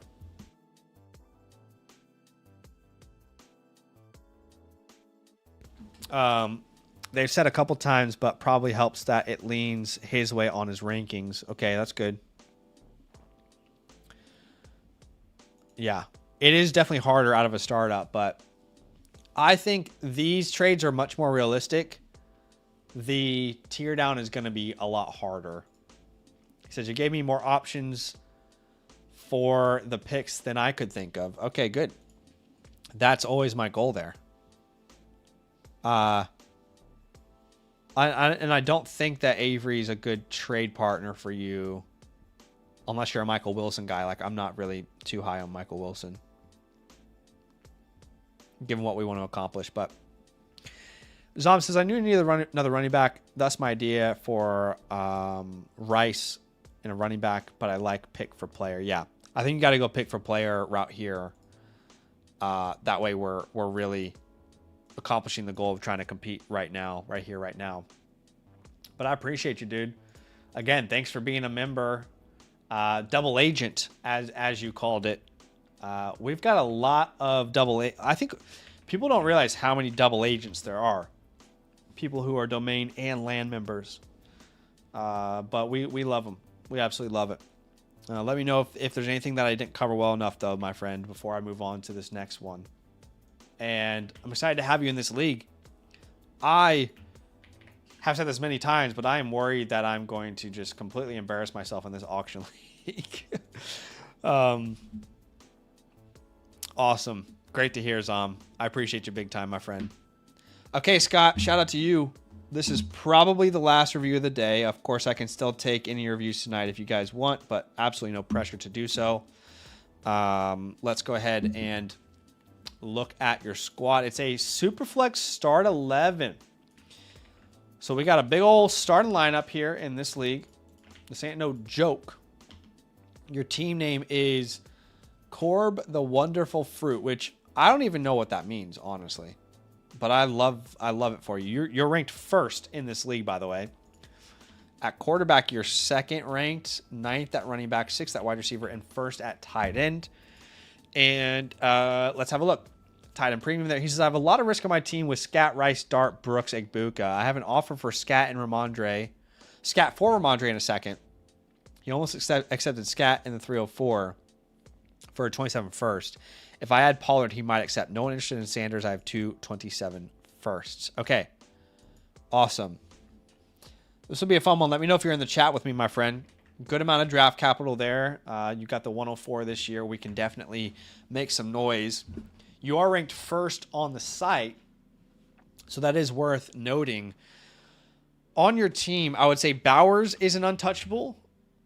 He really is like the main untouchable. I'd say it's a stretch to call someone else on the team an untouchable. But you do have good players. If no one wants Sanders, then you might as well hold him. I would definitely hold Jonathan Brooks. As you guys know, one of my favorite holds in Dynasty today. I would also say Trey Benson. I know it's going to sound crazy. He was a good running back last year. Just got injured. I don't think he's going to win the job, but I just think he's worth holding. Tank Bigsby, certainly worth a hold. He is a awesome handcuff. You can cut Russell Wilson at this point, man. I could be wrong. Just do not see a scenario in which he's going to matter again. I also am comfortable cutting Kendre Miller. I know it's painful. You might be a Miller guy like me. I really like Miller, but don't think it's going to matter. You're going to have to clear space. So we can let go of Davis as well. I don't have a problem getting rid of Darnell Washington. I know some people do, but those are four names that I think you can comfortably cut. On the waivers, ooh, Malik Willis is out there. Tell me how your waivers work. Is it one of those ones where it's locked right now and you can't really access it? Do you get to access it after the draft? Do you have to draft these guys in your rookie draft? Would love to hear from you there. Okay, So if we had this team and we looked at the starting lineup, it's start 11. Keep that in mind. Waivers locked. He'll be drafted in the rookie draft. I hate that, but I understand why people would do it. I really don't like that very much. Okay. So we're starting Caleb and Dart, Henderson, Scat, London, Egbuka, Bowers. We're flexing Rice. And yeah, I guess that's where things get a little tough. You have 3 more flex spots. And at the moment, we really don't know where those flexes might come from. Might be worth tearing down off of Lawrence. Yeah, I think that's probably what I do. Either Lawrence or Caleb. Okay, not a bad team. Let's reset here. Not a bad team at all. Your format makes it a little tough because you have to account for so many starters. But I would say I like the top end talent here. Decent capital, 2 firsts and 27. It's pretty good, honestly. I'm gonna give you a B plus. I'd say this is a good team, and I definitely think you can contend. I know you mentioned selling Scat. I think you can sell Scat and still contend if you'd like. Remember, you know this obviously, but you don't have to fill a starting lineup until September. So it's not like if we go out there and sell Scataboo for a first, we can't then use that first on, another asset to compete with in the trade market. So I definitely think you are a team that can contend. You've got plenty of assets, even 27 firsts in season. If you needed to, you could play around with moving those, but I think it's a good team, and I'm going to put you on the pathway of trying to contend this year. He says, I'm a Caleb homie trying to move Dart. Okay. He almost accepted Dart and Pollard for Genty.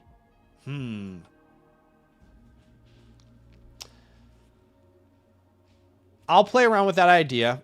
I would rather move Lawrence, but I'll play around with that idea because I think there's a potential good deal out there for you. Let's jump into the war room real quick. If you were to use this pick, I think you would add a receiver. I mean, you need a receiver and a running back. Ideally, what we accomplish with moving a Lawrence or a Dart, as well as that 104, is we add a running back and we add a receiver, right? Shador becomes your quarterback 3. You start those other 2 quarterbacks. Yeah. So if we were to stick and pick, which is a possibility for you, you can get one of the big 3 wide receivers, right? Which is Tate, Tyson, Lemon, whichever has the best capital, the best spot. I like all of them a lot. Thing is, you definitely don't need Fernando Mendoza. So I'm actually not even going to put Mendoza there. It's not even about need. It's just I see them on an equal playing field. I'd rather trade the pick than draft another quarterback. At the 204, it's too early to tell you what the range will be for any of these guys here. So I'm going to say BPA. You're a member, which is awesome, Scott. So you're going to have access to my rookie report. Every time it updates, you'll know exactly what my rankings are. Okay. And of course, you can always see my rankings for Dynasty as well as, rookies. So you'll know exactly kind of what player I would be targeting if I were in your position. But at the 104, I'd like to add a receiver or a running back. The top end of the running back would be, like James Cook, Jonathan Taylor. The top end of the receivers, you'd be looking at. I don't think a Nico Collins is possible there. I don't want to limit what you're capable of getting back in return. Yeah.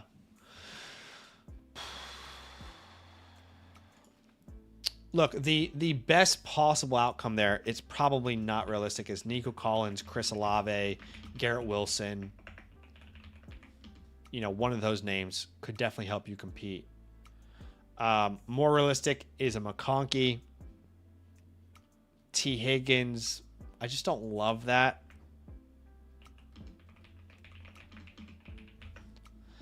At the 204, you're a prime candidate for Devontae Adams, a Mike Evans. We talked about that a little bit earlier. And these late picks you can use in packages. Any sort of deal that you've got, if you can sweeten it with one of those picks, feel free to do so. Let's go to your chalkboard. You had a couple questions there. So let's write those questions down. Oh, that's good for you then. That Mendoza goes 102. Pickens is another great one from Mike. I would say Pickens as well. 104 for Tet Plus. I like that as well. We can look at the McMillan owner. I don't think you definitely won't get a plus on top of.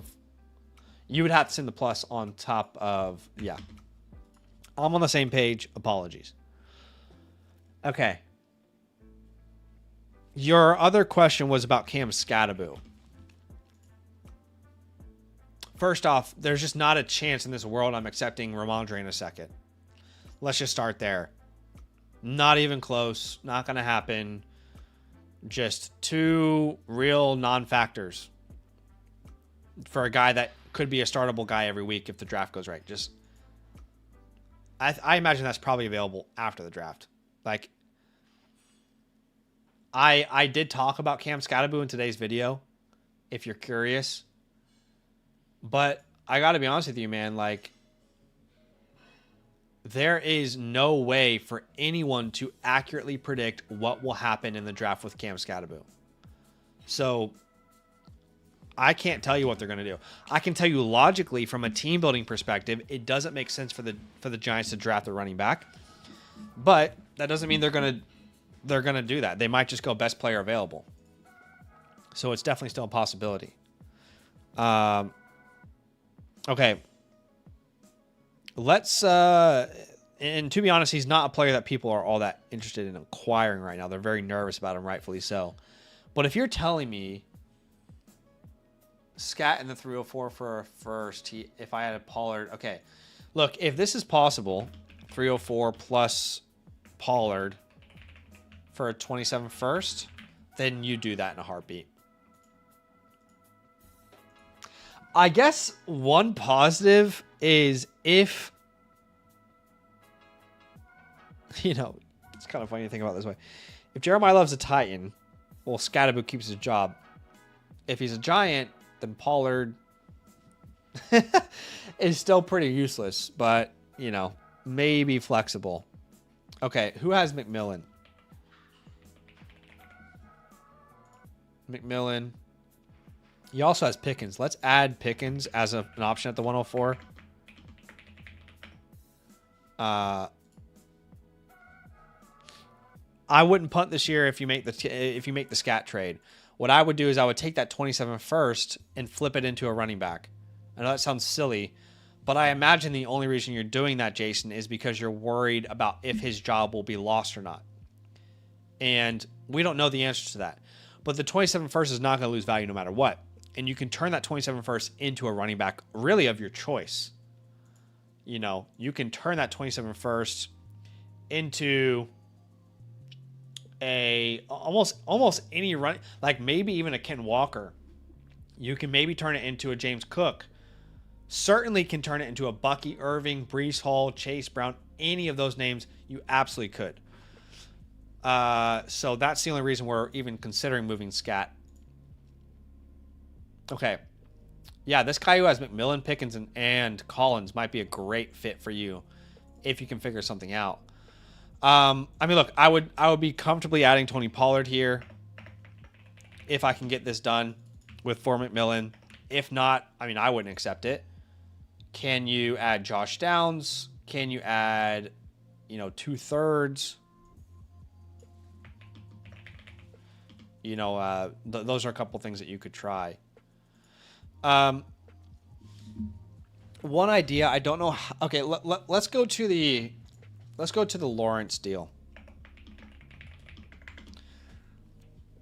Again, ideally, what you want to do is turn Trevor Lawrence into a running back or receiver, whatever you don't do with the 104.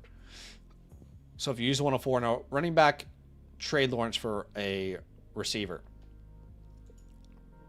Who needs quarterback? Is there anyone that desperately needs quarterback?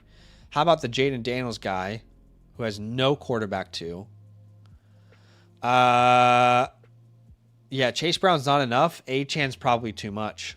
That's not a great fit, unfortunately. What about like the 105 Chase Brown?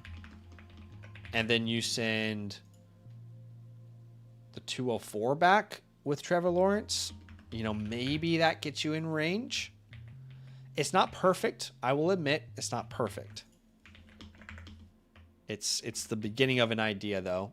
It's the beginning of a conversation between you two, because you're just not going to get Achan, you know. And the way that you get Achan is by attaching a bunch more on top of Lawrence, but you can't afford to do that because of your format being start 11. That could work. That could work. How about the Jordan Love guy? He has Neighbors and then Hunter. What the hell? And Judkins. I mean, that's unfortunate because I don't see a realistic path for you to make a trade. Judkins on his own is not enough. And there's nothing there that's a middle ground to make that make sense. The Darnold owner, I would say like a Jacobs Brian Thomas actually could make a lot of sense. Actually, that is perfect.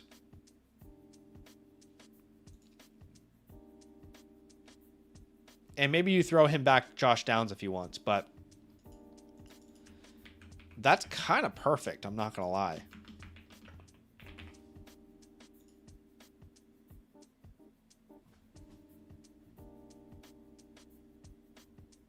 Sammy says not enough. That would be, honestly, that one trade might be like the perfect trade for you. If you think about that, you'd be getting back Jacobs and Thomas. So you would have a starting lineup of Caleb Dart, Jacobs, Henderson, London Egbuka, Bowers. And then your flexes are Rice, Brian Thomas, and Scadaboo.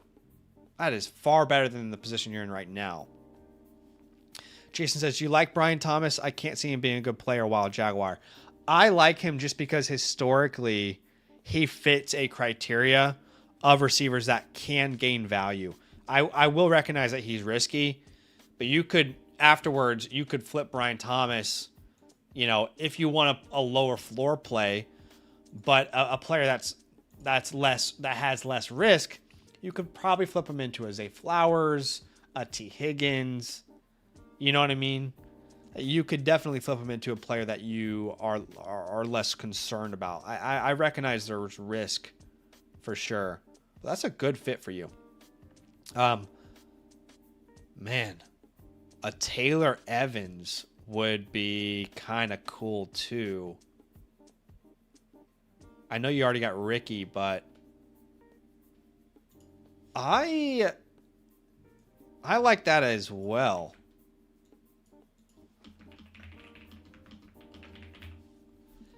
I don't know. Yeah. That's so interesting. That is not a bad foundation for a deal. Can you flip? Man. Maybe you could add George Kittle into this deal if you like. I don't know how far you can push this, but maybe your first offer includes George Kittle. I know you'd be very heavy on the Niners, but you can make a trade later on. And then you add like your 304 to this. Again, I don't know how far you can push it. Taylor's not a... Jonathan Taylor's a player that people are very willing to trade right now. And I understand why. Because he is probably at the peak of his value at this present moment. Hard to find too many perfect fits. The Bo Nix guy, like you're not going to get Genty. What was the deal that you said though? Okay, some of your comments in the chat. How do you evaluate Lemon Tyson Tate? Well, the only thing I would say is, when we trade this pick for a receiver, we're thinking about trying to win right now. Whereas Lemon Tyson Tate might need a year before they can contribute that way. But I like all those receivers a lot, and it's going to depend on where they land. There's a lot of situations where they can land into crowded situations, and that concerns me.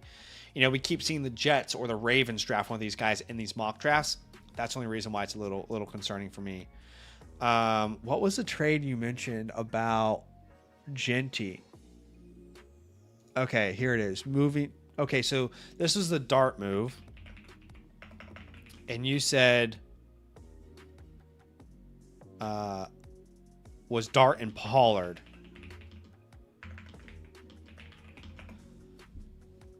I don't mind that at all. Pollard's a dead asset to me. He might have a year left. He's just not going to win championships for anyone anymore. And that would leave you... Well, look. That accomplishes the goal of redistributing where the assets lie. Honestly, I like that deal a lot for you. I'm not going to lie. I like that a lot. But it doesn't fix your depth, is what I was saying. It doesn't fix your depth. I guess it does. It takes away a really weak flex in Pollard and gives you a really strong starter in Genty.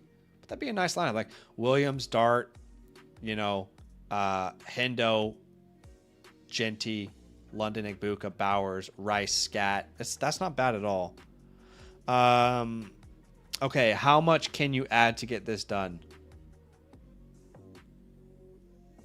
I would not be uncomfortable adding like a 204 on top. And maybe he sends you back the 302 or the 209. Would a pick swap sweeten it enough? Something like that. And then maybe you can use that late first for some veteran as a body in the flex. Most I would pay is, I just think Dart, I'll be honest, man, like, I do think Dart's undervalued. If he plays this year the way he played last year, he might have a similar value to Genty next year. So that's why I'm hesitant to pay much more than that. If it was Lawrence, it'd be different. I'm not anti-Lawrence at all. I just think there's no real rushing upside with Lawrence. Like, I'd be willing to pay that 204 on top and just get Genty if it was Lawrence, Pollard, and the 204. I mean, look, maybe you ask for a fourth back, but yeah. But that's probably where my mind stops. But I want to answer any questions that you have, Jason. So please let me know if you're feeling good, if you're happy, if you feel motivated and inspired to go make some deals. But if there's any last minute questions you have, now is definitely the time to do so. What's up, Wild Dog, in the chat? He only put the letter D, but I see you there, my friend. I hope you enjoyed that review if you get a chance to watch it later. That might be it for today, gang. Let me double check. There's nothing else in the queue. After this one, we are good to go. Playmaker is an offline playbook. But I will be live tomorrow, and the goal is to do an auction mock draft. It will be my third ever auction mock draft, and I'm pretty certain I'm gonna get I'm gonna get screwed over again because I don't know what the hell I'm doing. But that's the point. I want to learn, so I'd love for you guys to join me. Jason says, feel good. Just from a holistic perspective, how nervous would you be with all the risk on my team? Look, I think there's clearly a lot of risk on your team. What you could do, Scott, is you could wait until you could make that Scatterboo trade. No, like honestly, the only Rashee Rice is probably going to play. It's just the off-field stuff. The only risk on your team is really like Scatterboo. Like honestly, if the Giants don't draft Jeremiah Love, you are wheels up. Henderson is going to be better each and every year. So I don't think there's actually that much to be worried about. Look, like I said, if you want to flip Cam and turn him into a first and then turn that first to a running back you like, you can. But I wouldn't be as worried than you are. You know what I mean?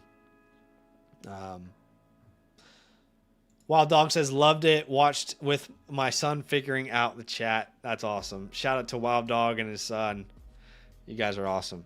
Guys, thanks for an awesome show.